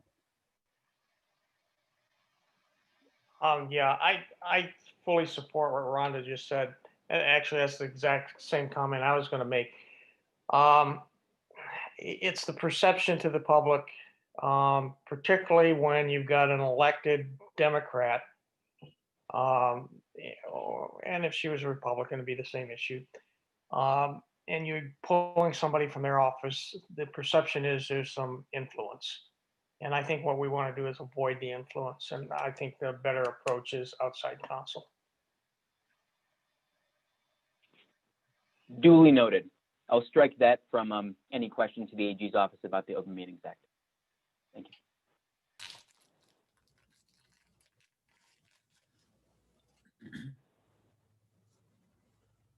And just kind of to clarify my position, I wasn't advocating for bringing somebody over from the AG's office, but I was curious as to whether or not when they were setting all of these up, and we got Secretary of State, staff, etc., if there had been any discussion regarding having counsel from the AG's office. But clearly that's not something we want to do, and I don't have a problem with that. But get our own.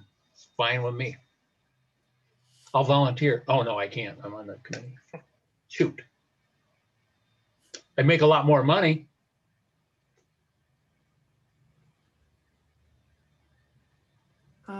Glenn has a hand up. Yeah, I see a conflict here. It says this skill set may include active membership is required. So which is it? Is it may or is it a requirement?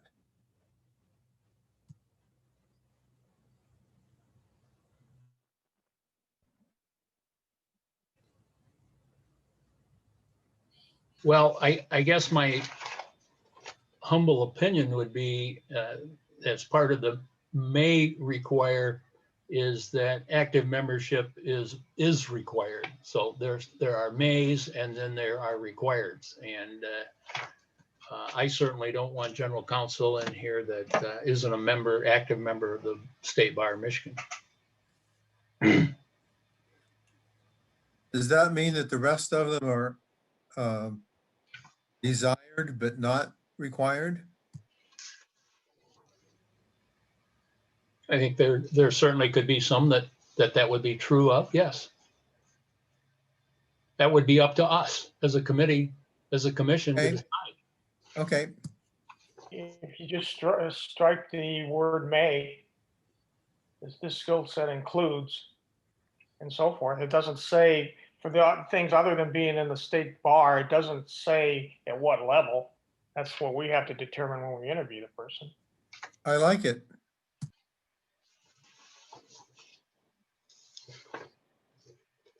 Oops, Aaron, sorry. One thing, and I just needed clarification from either Mike or Sally, under background on both the general counsel and the ED position, it says final maps must be completed and approved by November 1st, 2021. But under additional information, it says after the completion of the mapping process in the year 2022. Is that error, or am I understanding it incorrectly? That'll probably be when all the lawsuits are finally settled. It's close. So there's, this is Mike again. Good question, Aaron. So per the Constitution, the November 1st, 2021 date is right out of the Constitution itself. And that's a date where you all finish, you're obligated to have a map that you approve at that time. The lawsuits may start before that, but at the very least, likely to start at the very least, like right then, if they hadn't already. And those would be lawsuits challenging it. At the same time, or kind of in parallel, there's an extensive process that happens from involving, among other things, the Bureau of Elections and the various clerks throughout the state to update what's known, and again, I believe I'm saying this correctly, Sally, but update the qualified voter file so that so the lines that are drawn are for the current districts will be redrawn, and then individual voters, when they look to see, which district do they fall in, they'll, people are required to get updated voter information cards and other things. So that all needs to happen. That needs to happen before, that actually happens like in early 2022. And then the filing deadline for candidates who want to run for office in those districts, because remember, we're back into this, right? There'll be a November general election in November 22. There'll be an August primary in August of 22. And then in order to have your name up for consideration in the August primary, the law says, a certain number of, it might be like 12 Tuesdays or whatever it is before that election in August. It usually ends up being in early May, roughly.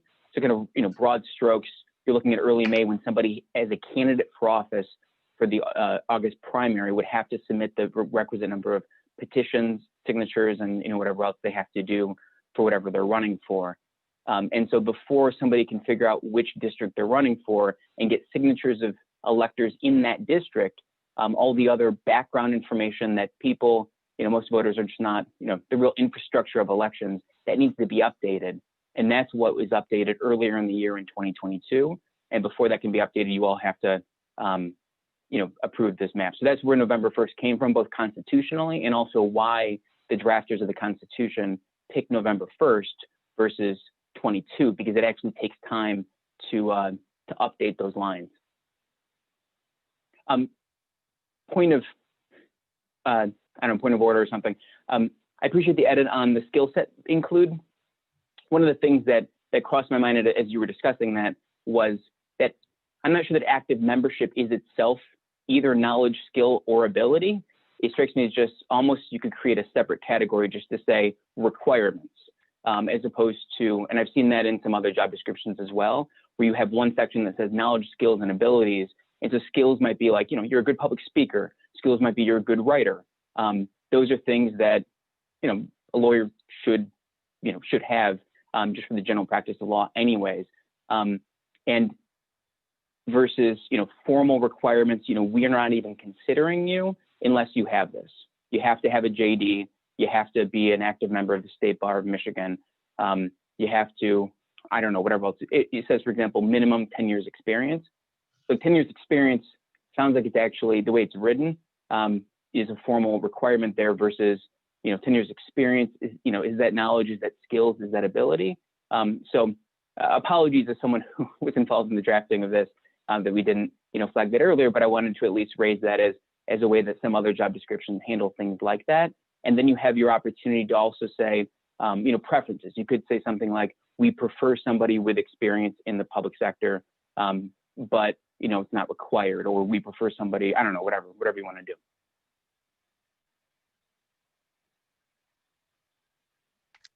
Thank you, Mike. Dustin? I'm kind of piggybacking off something Steve said with like when he said that, have we considered the AG's office? Because I'm assuming there's more than one person in the AG's office.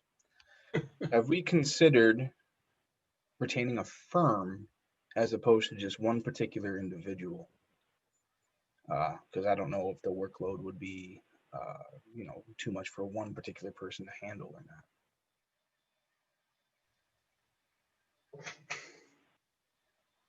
Or could we consider retaining a firm, I should say, as opposed to just one particular individual?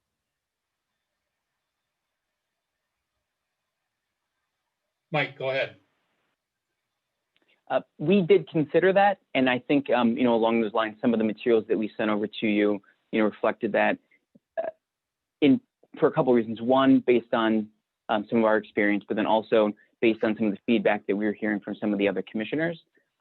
You should definitely engage a law firm to support the operations.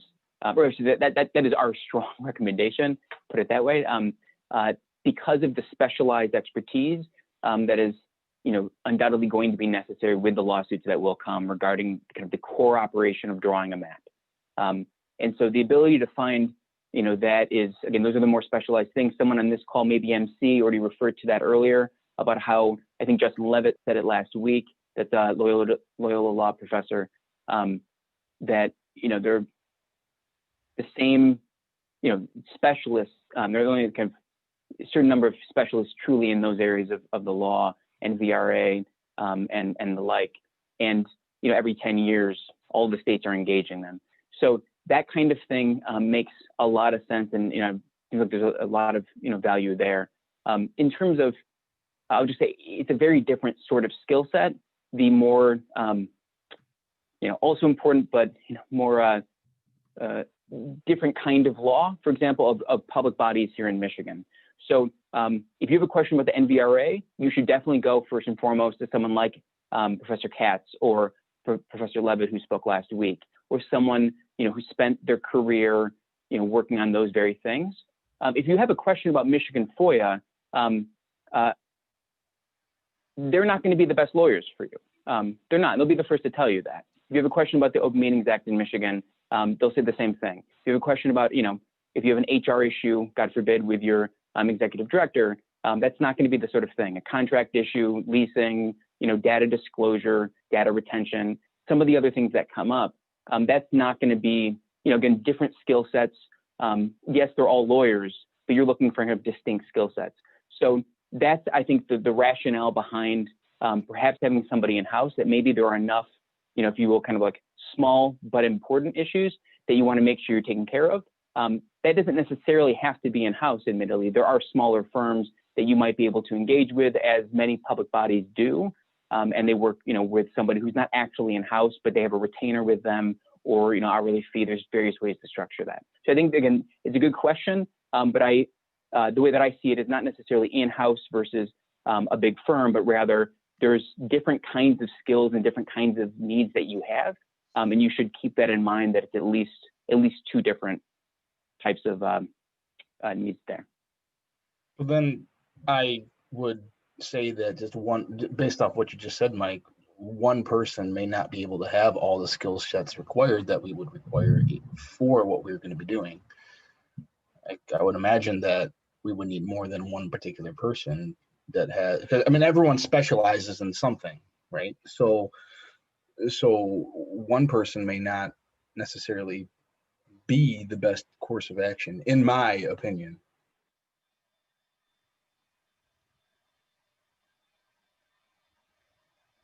I can throw in my 2 cents as an attorney. One of the things that there's a couple of things going on. If you hire an in-house counsel, depending on what their background is and what their knowledge set is, certainly, as Mike has said, they will be able to answer probably the majority of any of our questions regarding open meetings, FOIA, the amendment, the general everyday things that come up that we've seen here already that we've asked Mike. In addition, I would anticipate that we and they would have some contacts with law firms that we could use to ask specific questions. When we get down the road and we're dealing with, we'll get to the end, which we've all been told we're going to get sued, we certainly don't want our in-house counsel handling the lawsuit. There's one person. We don't have a legal staff. And when you get sued, and especially in this arena, you're going to need a firm that knows number one, what they're doing, and number two, has the staff that they can put together the response to the complaint, however it's filed, and it will be in the Michigan Supreme Court. They will have the associates that they can put to work on it. They will have the support staff that they can put to work on it. It will be a big deal. So those are two things we need. Now, whether or not you can find also a law firm that we could use for general everyday stuff, you're going to need two. I would find it to be unusual to find a law firm that deals in the voting rights area, districting area. That's not what we would call a boutique firm. That's their main gig. Without going to a super large, Miller Canfield, Dickinson Wright, some of the biggies, which we may end up there anyway. But I would certainly support having an in-house counsel that we could look to and say, okay, we need some more information on this FOIA question that we're getting, or we need some more information on Open Meetings Act that we're getting, and things like that. We'll be able to keep them busy. There's no doubt about that.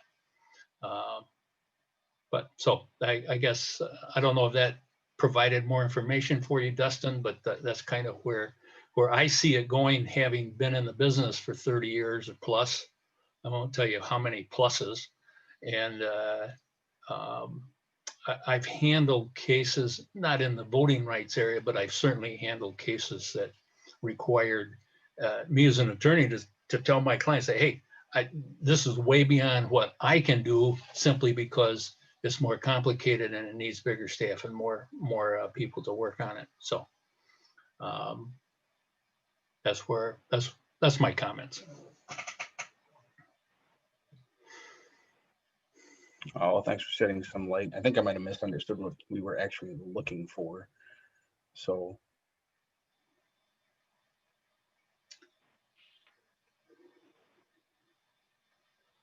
In looking at the requirements, I certainly agree that we need to put in their requirements would be a JD and admission to the State Bar of Michigan and in good standing, because they could be admitted and not in good standing, quite frankly, but something along those lines.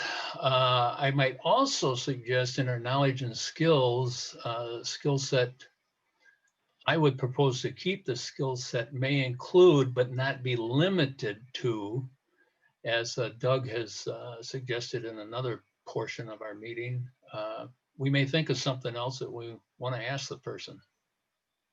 Yeah, and I would agree with that, particularly since we're separating the required part out of this. Yeah, I would think that'd be a reasonable thing to do.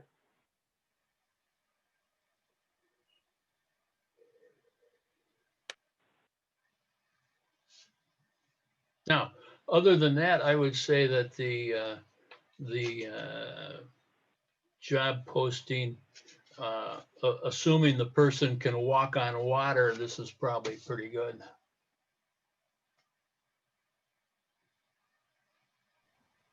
Should we add that as a requirement? Always love these, you know, you get something in there that, you know, we want this person to know everything about everything, and then it just doesn't happen. Yeah, Doug. Yeah, I think a couple more comments. Or this stuff we talked about this morning. Anyways, on the last page, our contact information, I think, should go back to the Department of State, like we talked about this morning. Yeah, I would assume that Yeah, that's what I would want to make that change. And then the question about the salaries, and I'm assuming it's the same answer. Is this a salary range of the state of Michigan for an attorney? Mike, or Sally have to answer that. It is. Mike probably doesn't want to answer that. Is it for a senior attorney or what's the range for? What job classification? It is. If you give me a moment, I can look up the specific range. While she's doing that, I will say that for the job posting and the requirements or the suggested attributes that this person will have, that's a cheap range for an attorney. Yeah, I agree. If we had to pay by the hour, it'd be significantly more. It's true. But then they wouldn't get to work with us. That's true. I know what I've paid for attorneys before, and it's not cheap. Not for the good ones.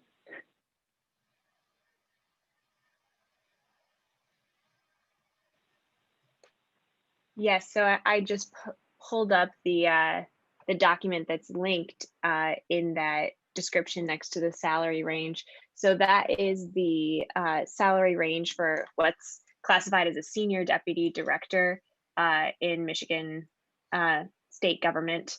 And that's the classification that chief legal counsel, that I've been advised chief legal counsel within departments would be paid. So I would say we're getting good value for our money then. Oh, Glenn. Yeah, Lost you up there in the corner. Weren't we going to move the 10 years experience up to the other thing, the requirements? My own personal opinion would be no.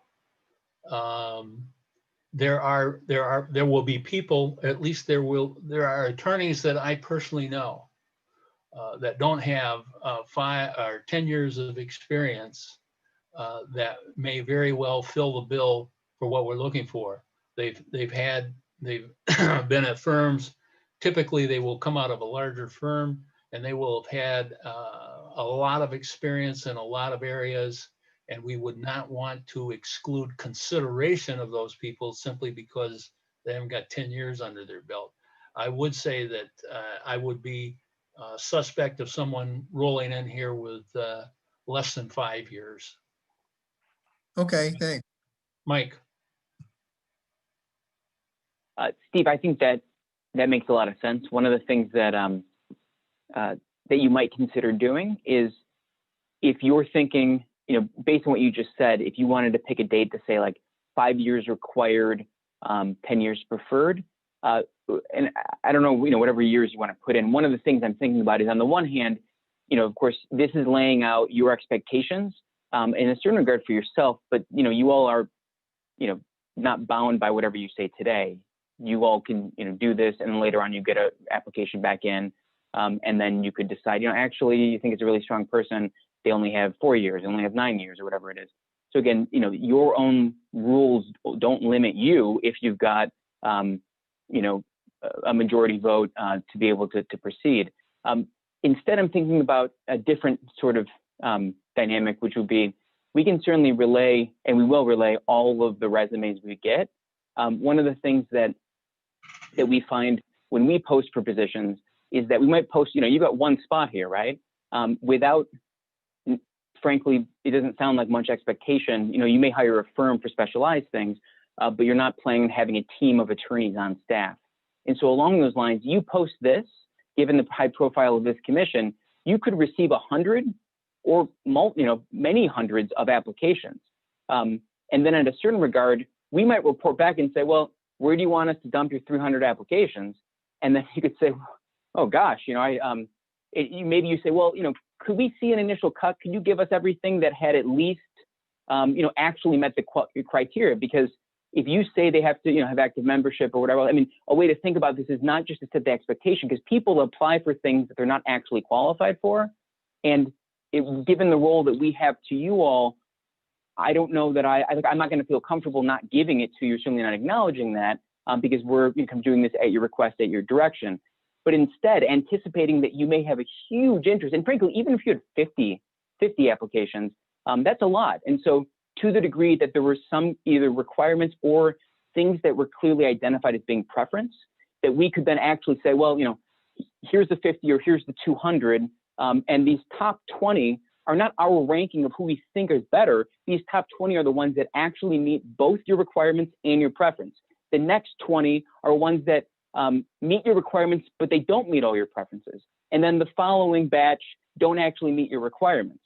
And then you all do with it what you will. And then again, that initial sorting by itself is something we can only do if we've got clear parameters for what you are requiring and what you are preferring. And that kind of staff support is something which we'd be happy to, I think that's actually an important type of assistance if you want it.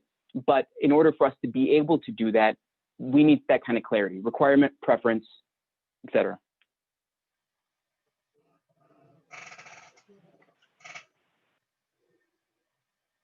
Any comments?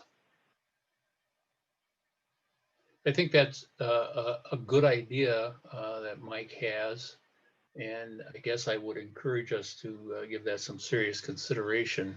That doesn't eliminate anybody, but certainly may focus our attention on the right people to start with. So I think where we're at is, without any further discussion, I guess, is that the posting job requirements we are evidently in agreement with, unless somebody brings up something else, and that we would expect request the Secretary of State's office to post this in the appropriate places, social media, wherever we're going to post it. I would suggest Sally and Mike that the Lawyers Weekly would be another place to put it. They have a job section there also, so people would be looking. I guess we're at the point of entertaining a motion that the job requirements as presented are acceptable, and that the Secretary of State's office will post those and bring back to us in all applications ranked as Mike has suggested, following his rankings, if everybody remembers what they were. I would entertain that motion. Hold on, before that's done, Since we were talking originally about potentially having committees among ourselves, I would suggest that we move the knowledge of the Open Meetings Act requirements into the required section.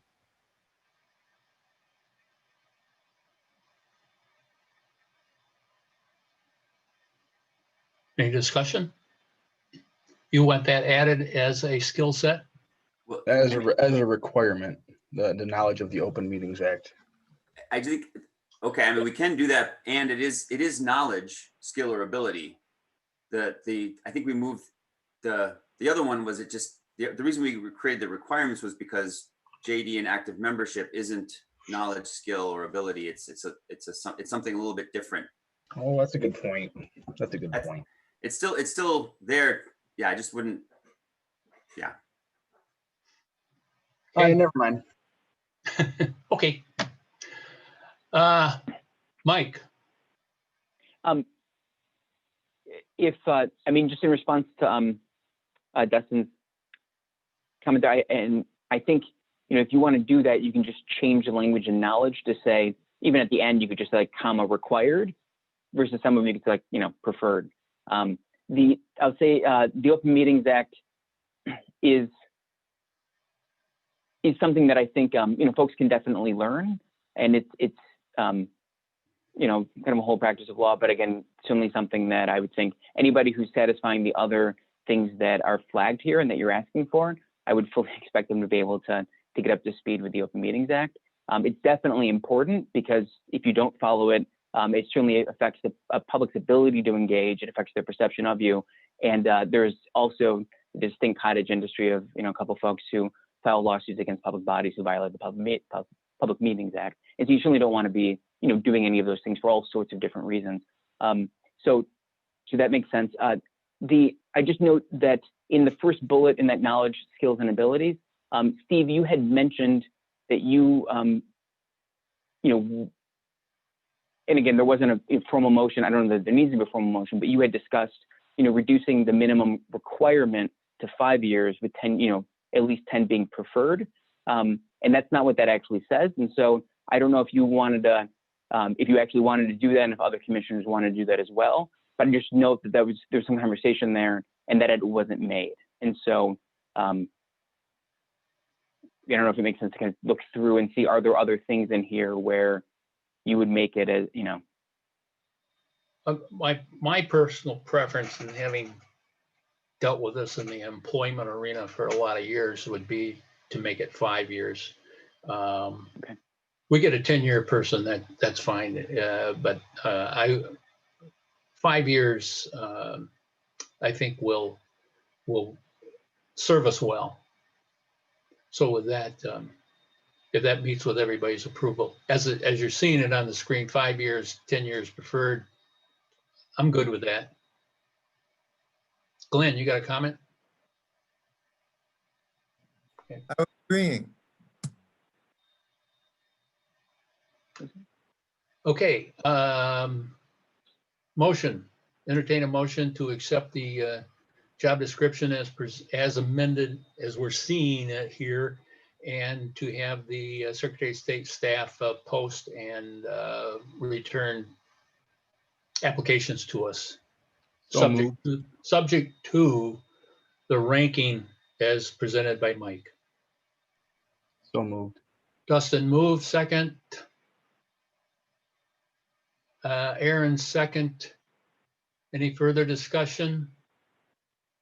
All in favor, raise your hand or say aye. Aye. All opposed, say I will go find somebody myself. Hearing none, we've adopted it unanimously. Okay. Last on our agenda, as I see it, is discuss the next meeting's agenda. And it says Department of State Staff. Staff, where'd you go? Hello, commissioners. Before you all adjourn, wanted to kind of ask what you would like your agenda items to be for the upcoming meeting. Of course, sort of in the same structure of old business and new business, we can continue that way with the agenda. But what I have in my notes, and I just wanted to make sure this is representative of all of you in preparing the agenda for the next meeting, is continued staff discussions. I know there have been other positions, other requests for proposals, things like that requested, so we can continue having those discussions. Further updates on emails, phones, compensation, the stuff Mike talked about much earlier with the Legislative Council. Continued conversation about subcommittees, both for the executive director and then potentially even more broadly, so we can have that conversation as well. That's what I have in my notes. I also would put forward that something in your orientation materials was a code of conduct and potentially bylaws. So that could be a new item as well. But I just want to make sure we are capturing everything that you all want to cover in your next meeting. In addition, well, let me ask the question. Is there any prohibition from us individual members sending you, Sally, suggestions for items to discuss, agenda items? I don't believe so, no. Okay. Secondly, I assume that we're going to get a pro forma set of bylaws that you guys already have in your bag of tricks. We can do that. We can base it for bylaws. We can base it off of kind of existing bylaws of other commissions. The code of conduct, there's already a draft in your orientation materials. So I would suggest and recommend that that is where you all start. The bylaws we can certainly work on, but also might be something that you want to work on with your staff as well, with your executive director or others. So I would humbly recommend that you start with a code of conduct. You're not referring to the California piece you just sent us, or are you? Page No, 36. Yes. Page 36 in our orientation manual. Okay. Okay. I have nothing further. Anybody else got anything? Now's the time. I like the suggestion, and I will, I guess, I don't know if it needs to be on the agenda, but I'll present something or have something about the thank you note. So that should probably be there. That should be, yeah. That will be part of our old business. Thanks, MC. Okay, Richard, you got anything for the good of the group? Glenn, anything for the good of the group? Juanita, anything for the good of the group? Rhonda, anything for the good of the group? Janice, anything for the good of the group? Not yet. Cynthia, anything for the good of the group? Doug, anything for the good of the group? No. Dustin, anything for the good of the group? Have a great weekend. Aaron, anything for the good of the group? No, not at. Brittany, anything for the good of the group? Oh, I enjoyed you all today, though. MC, anything for the good of the group? Just a lot of gratitude for y'all. Thanks. I had a good time today. Yeah, you've got my address right for the shipment. Yeah, overnight the bread. Don't do the postal service. We all know what's the problem with them. Anthony, anything for the good of the group? Yes, actually, just want to remind everybody to be safe out there. Make sure to wash your hands, practice social distancing. The sooner everyone in our state does that, the sooner we can hopefully all meet in person. All right. Sally, anything you want to add at this time? Nope. Mike, anything you want to add? No, thank you. Sarah, anything you want to add? No, all good. Thanks, Steve. All right. I would entertain a motion to adjourn. So moved. Anthony Second. moved to adjourn. Second. Second by Aaron. All in favor, raise your hand or say aye. Aye. All opposed, stay where you are and have a good time. We'll see everybody on Thursday, October 1st, 9 o'clock. See you later. Thank you, everyone. Have a great weekend. Have a great weekend.